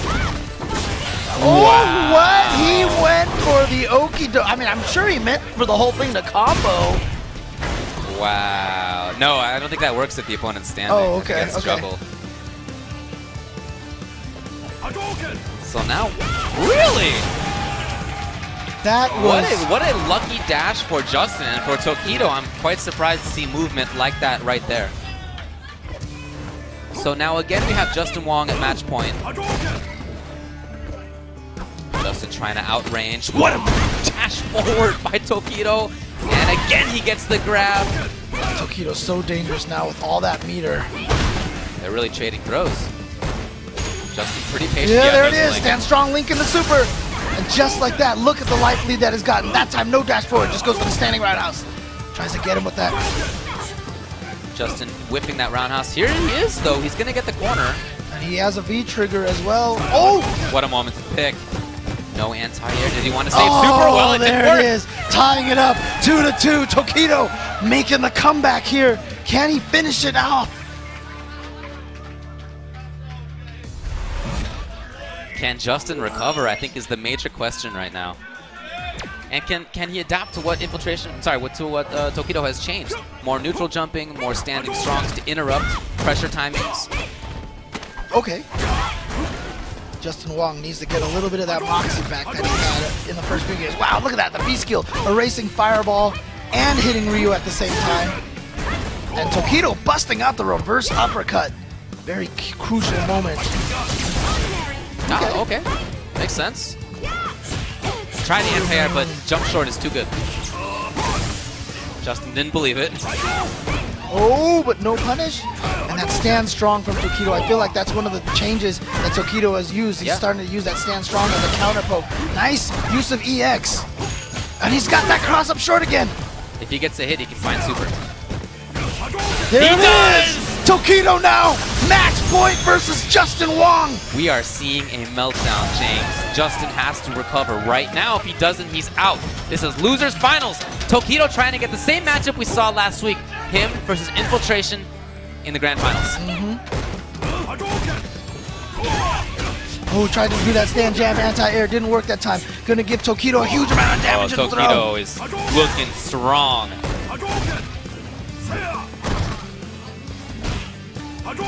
Harassing with little buttons at just the right moments. Great tech as well. Forward fierce, he's more active there. Okay, here comes Justin. Opportunity. Needs something big. He does spend the EX. Oh, but a counter hit, low strong.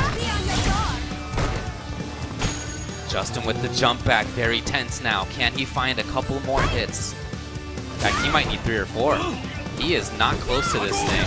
And whereas Tokido working on super, once he finds it, he'll be able to chip out. No V reversal for Karen. Oh, that might be. Ooh. If he even gets a block string.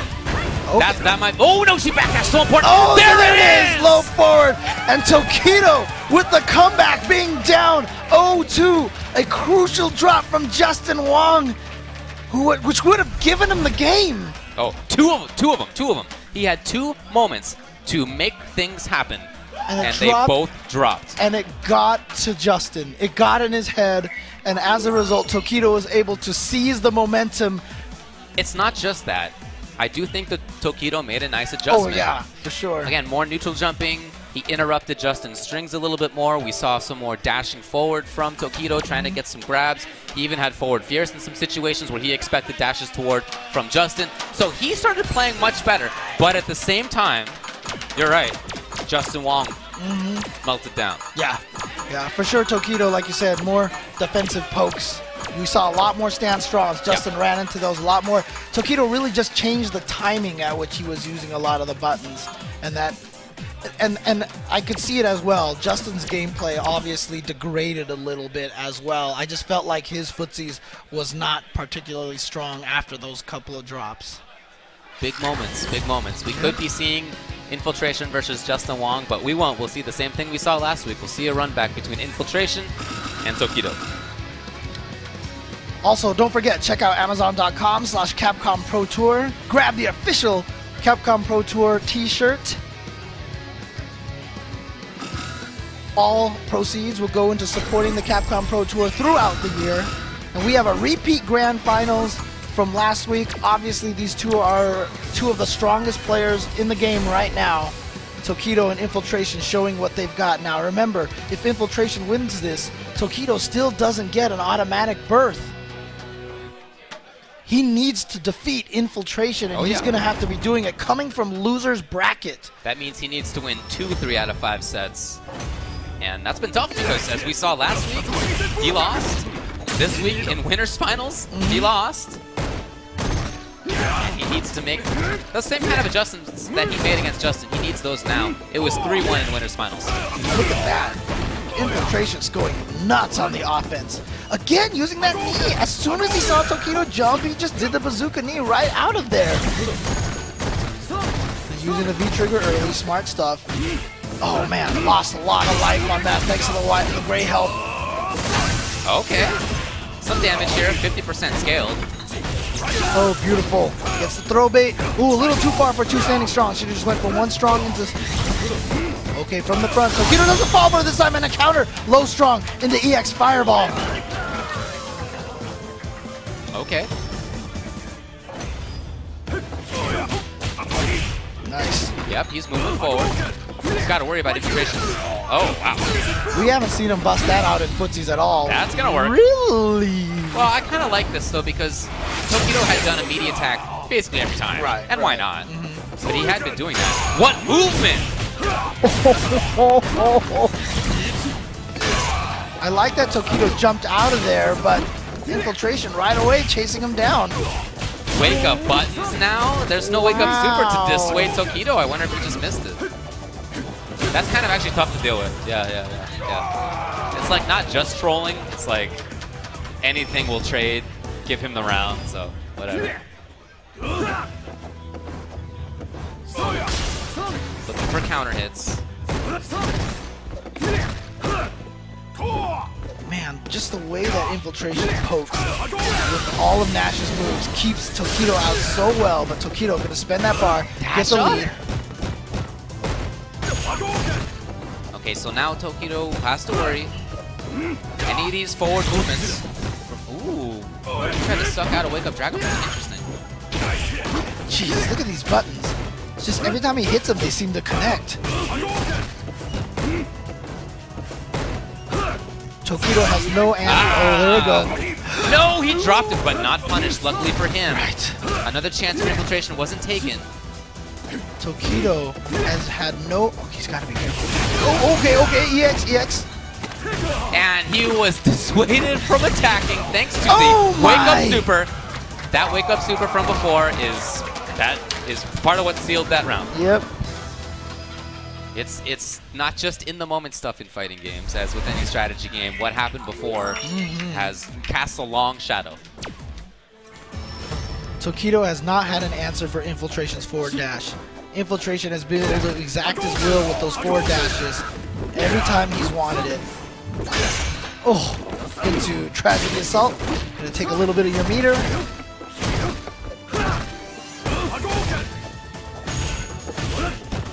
Buttons. Oh, really? Now, last time he poked. So this time he went for the throw. You know, it's not like he has an invincible Dragon Punch or something. Right? Like, he can't enforce things in that sort of way. It's just that he's picking the exact right moments, the exact right spacings. Just like this. I mean, that was the exact right moment. Right? Oh my god. Infiltration looks like he is, might end up with the same result as last week. Very important to get the parry. Yeah, gotta dissuade him from being able to exert his offense. Great blocks from Infiltration, not worried about getting thrown at all. Trying to get in, nice throw tech. And again, Tokido trying to throw out those sweeps, catch Infiltration standing, but it just hasn't worked. Infiltration has blocked and countered almost every single time. And there, Infiltration even hit a button early in his neutral jump to stop the air-to-air. Oh, he did buffers into Fireball? Fireball? Yeah, he's been doing that so consistently. Tried the air-to-air, trying to find a solution to Nash jump, eating pick. That's not invincible option. And there are not many. Like I said, Infiltration has just been doing so well with those forward dash. Okay, finally gets the sweep. Okay, counter. Oh, and then just a counter jab from Infiltration. Infiltration He is up 2-0. He only needs one more game to take this. Thanks be again to Wake Up Super from the first game, convincing Tokido to just be a little bit cautious. An infiltration on the verge of taking 2 premier events in the world. He has looked so much better than everybody else. We've seen so many close matchups between all the other competitors, but infiltration has just been so dominant. In fact, I think the only person who took him who made infiltration nervous at all this tournament was Marn. Oh, that's funny. Yeah. Well, look at this. Look at that orange. That orange is building. Oh, great block and a punish. Yeah, all the overheads are punishable in this game. At least most of them are. Okay. Oh, what happened? I don't know. But whatever it was, it put infiltration at match point and tournament point. He is running away with this. He beat Tokido 3-1 in winners finals. He beat him last week. Right now, he's just a round away from doing the same. Look at all those counter pokes. Okay, a chance now for Tokido. All right, gets a throw. Keep in mind, he was just down, way down against Justin. Fought all the way back. So it's doable. Gets a counter sweep. Oh, man. Again, infiltration gets all of his damage. Oh, okay. Good work. Good confirm. Will that be something he can build on? I don't know. No. Oh, no. I don't know. Is this gonna be it? Is this gonna do it? Will this kill? Not quite. Tokido on the ropes. Can't even take one more hit. Anything will do it! It's the overhead, and it does! And in 2 consecutive weeks, Infiltration wins the first 2 premier events of the Capcom Pro Tour for Street Fighter V. I said it last week, but early on in this game's life, he looks like the clear #1 in the world. Yeah, and remember last week, he finished the tournament by walking up and getting a throw against Tokido. Maybe that's what Tokido was looking for from all those jabs, and all of a sudden overhead out of nowhere. And that's going to take him, well, pretty much nowhere, because he's already in the Capcom Cup. He's already in there. You know, it'll take him to the bank, I guess, but he's look, not getting anywhere closer to the Capcom Cup because he's already in it. But Tokido is building up a lot of points for the global rankings.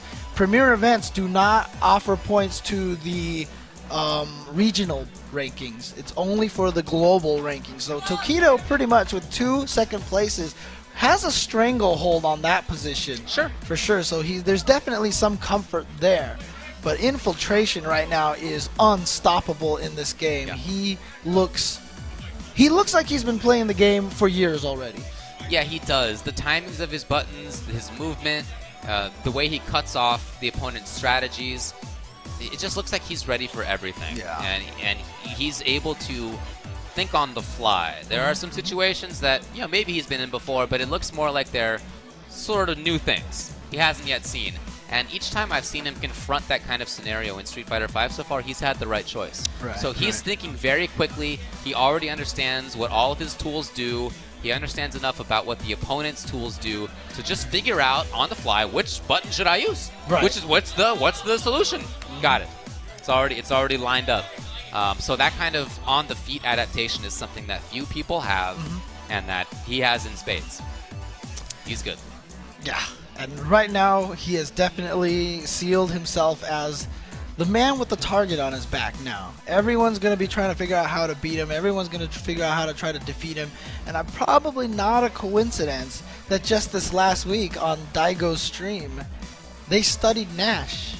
And he looked at a lot of Nash stuff, and he tried to come up with strategies on how to beat Nash. Right. Like I said, Daigo talked with Tokido about what they could do, and Tokido had 2 chances. Yes. This tournament, and neither one worked. I don't even know that it's that he has a target on his back. I feel like he is standing at a range where everybody else's weapons, just the target's not even there yet. It's too far over the curvature of the earth for that to even be relevant yet. He just feels like he's so far ahead. Yeah. But he's, like I said, they're going to be gunning for him, though. So a lot of people are going to be studying Nash. They're going to be trying to figure out the best way to fight him. But, you know, maybe learning how to fight Nash isn't going to help. Because really, you really have to learn how to fight Infiltration. So far, Nash has won 2 premier events and also a ranking event. That was L.I. Joe. And, of course, Infiltration. Is it the character? Is it those 2 people? I suspect it's the 2, but we'll see how that works out. But, I mean, look, one interesting thing that someone actually pointed out, so usually before we get to top 8, I always tweet out the matchups and which characters are being used. Yeah, okay. So, at this tournament, we had 2 Nashes in top 8, right? So that was Infiltration and NuckleDo. If you take one of those Nashes away and replace with Feng, you have the exact same top 8 characters used between Final Round and NorCal Regionals. Interesting. The way that might not seem as significant as it sounds is merely just the fact that I think 4 of the players were the same. Okay. Right? So we had Justin, we had Haitani, Tokido, and Infiltration. All 4 of them were there, right? So there you go. And the Mika was Marn and Nando. Sure. The Chun-Li was Goichi and Ricky. So, you know, it's not as crazy as it sounds, mostly, like I said, just because it was the same 4 of the same players. Yep. So looks like Infiltration has his trophy there from NCR. Everybody else is getting their awards. You know, we've said everything about Infiltration. He looks amazing. He's the person to be, clearly. Tokido, though, as we've also said, seems like he's the clear second at this point. Among people who have traveled to international majors, he seems like second place. Justin, so close. So close. Yeah. He was a couple of huge combo drops away from doing it. And then, people on Twitter pointed this out. Mago came up to coach Tokido. Oh, that's right. Might have been that he reminded Tokido about things like interrupting buttons, neutral jumping, that sort of thing. In any case, there was a great adjustment from Tokido, and at the same time, I feel like Tokido came up with this adjustment, and Justin Wong went down. Yeah, it actually got to him. Yeah. Those drops got to him. And it was, I feel like the first drop that he had he just gone for Mujinka into Super instead of going for the Gurenken juggle, we would have seen a completely different story here. However, would Justin have beaten Infiltration? The way Infiltration's been playing, I wouldn't bet on it. Yeah. But, it would have definitely been interesting to see that matchup come up. Oh, yeah, it would have been awesome. Yeah, hopefully we see that at least somewhere someday. Marn was 4th place, and he in some ways is the story of the tournament. He beat just an absurd list of players. Everybody from Mago to Liquid NuckleDo, Ricky Ortiz. He beat Filipino Man. He beat Kazunoko. He beat K-Brad. He beat 801 Strider. Did he beat Filipino Champ in there as well? I don't think they played. Oh, no, he didn't want to play him. I don't think they played. But, wow, the only person to beat him was Infiltration, and then at the very end, his longtime demon, Justin Wong. Right. Other than that, that was amazing. Yeah, it's really interesting, too, because, you talk to Marn all the time, and he insists that Mika is really bad in this game. Yeah, he does. But that character, the way he plays, and the way that Mika can just get burst damage, I just think it suits him very well. Oh, he's playing the right character. Yeah, and so the result that just happened, while some people may be surprised, it's hard to be surprised. It's just a perfect marriage between player and character. You cannot be surprised about Marnie. That's just not something. It's awesome in the sense that of sort of the classical sense of the word awesome without the connotation of it being cool or like positive. It's just like, wow, it's awesome. It's like, you're like looking at some grand vista. Wow. Right, yeah. That's how I feel about Marn's play. Either positive or negative, just... It's definitely a spectacle. Yeah. Yep. Yeah. So. Anyway, good stuff to him. I'm really happy for how it went. I know he's been... it's been a while since he's been in the U.S., so that's really cool. 5th place, NuckleDo. And Do, I thought, looked really good. He was very close to making top 8 last week.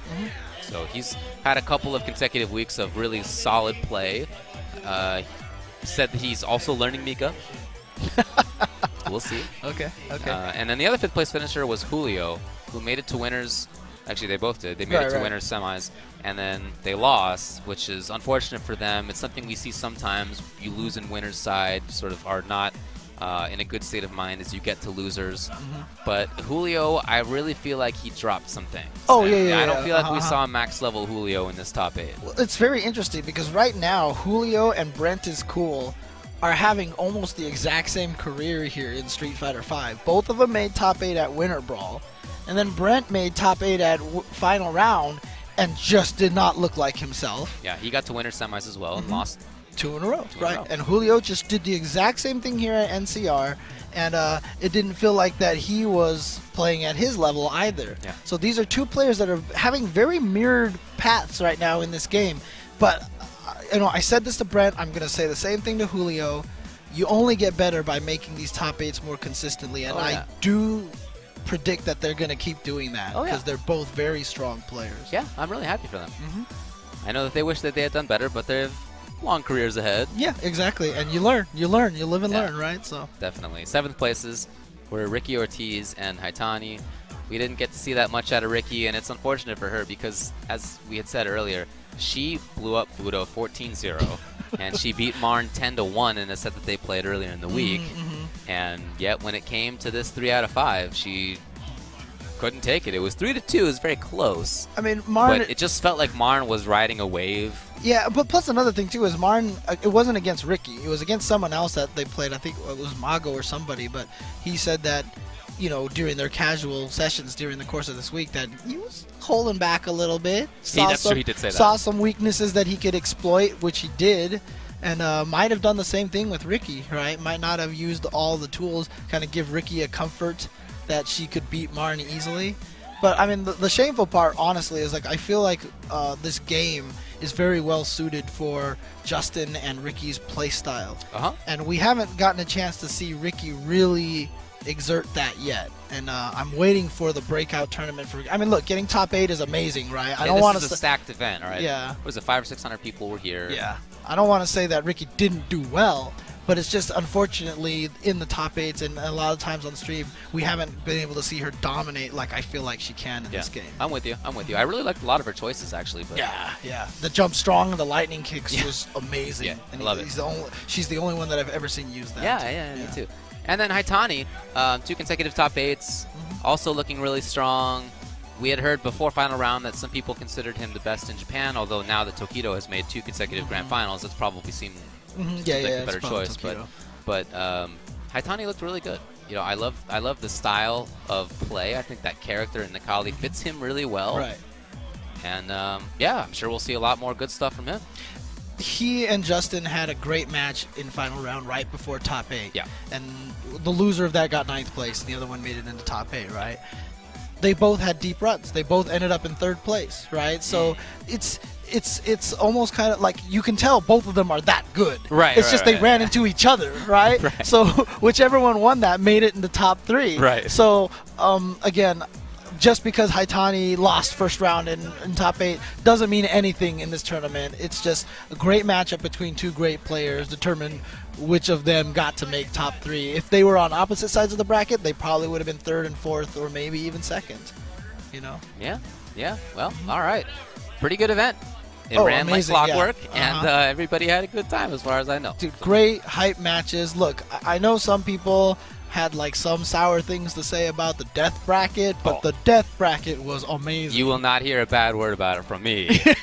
That's for sure. Death bracket was awesome. It was awesome. And it produced a great story of Marn coming out here and then getting in the top 4. Right. Top 4. Marn didn't even know he was coming here until a week ago. Yeah, exactly. He's one of the people who late registration is made for. Some of the other people in that pool probably should have pre-registered. Yeah, but he's one of the people that we keep late registration for, and he won it.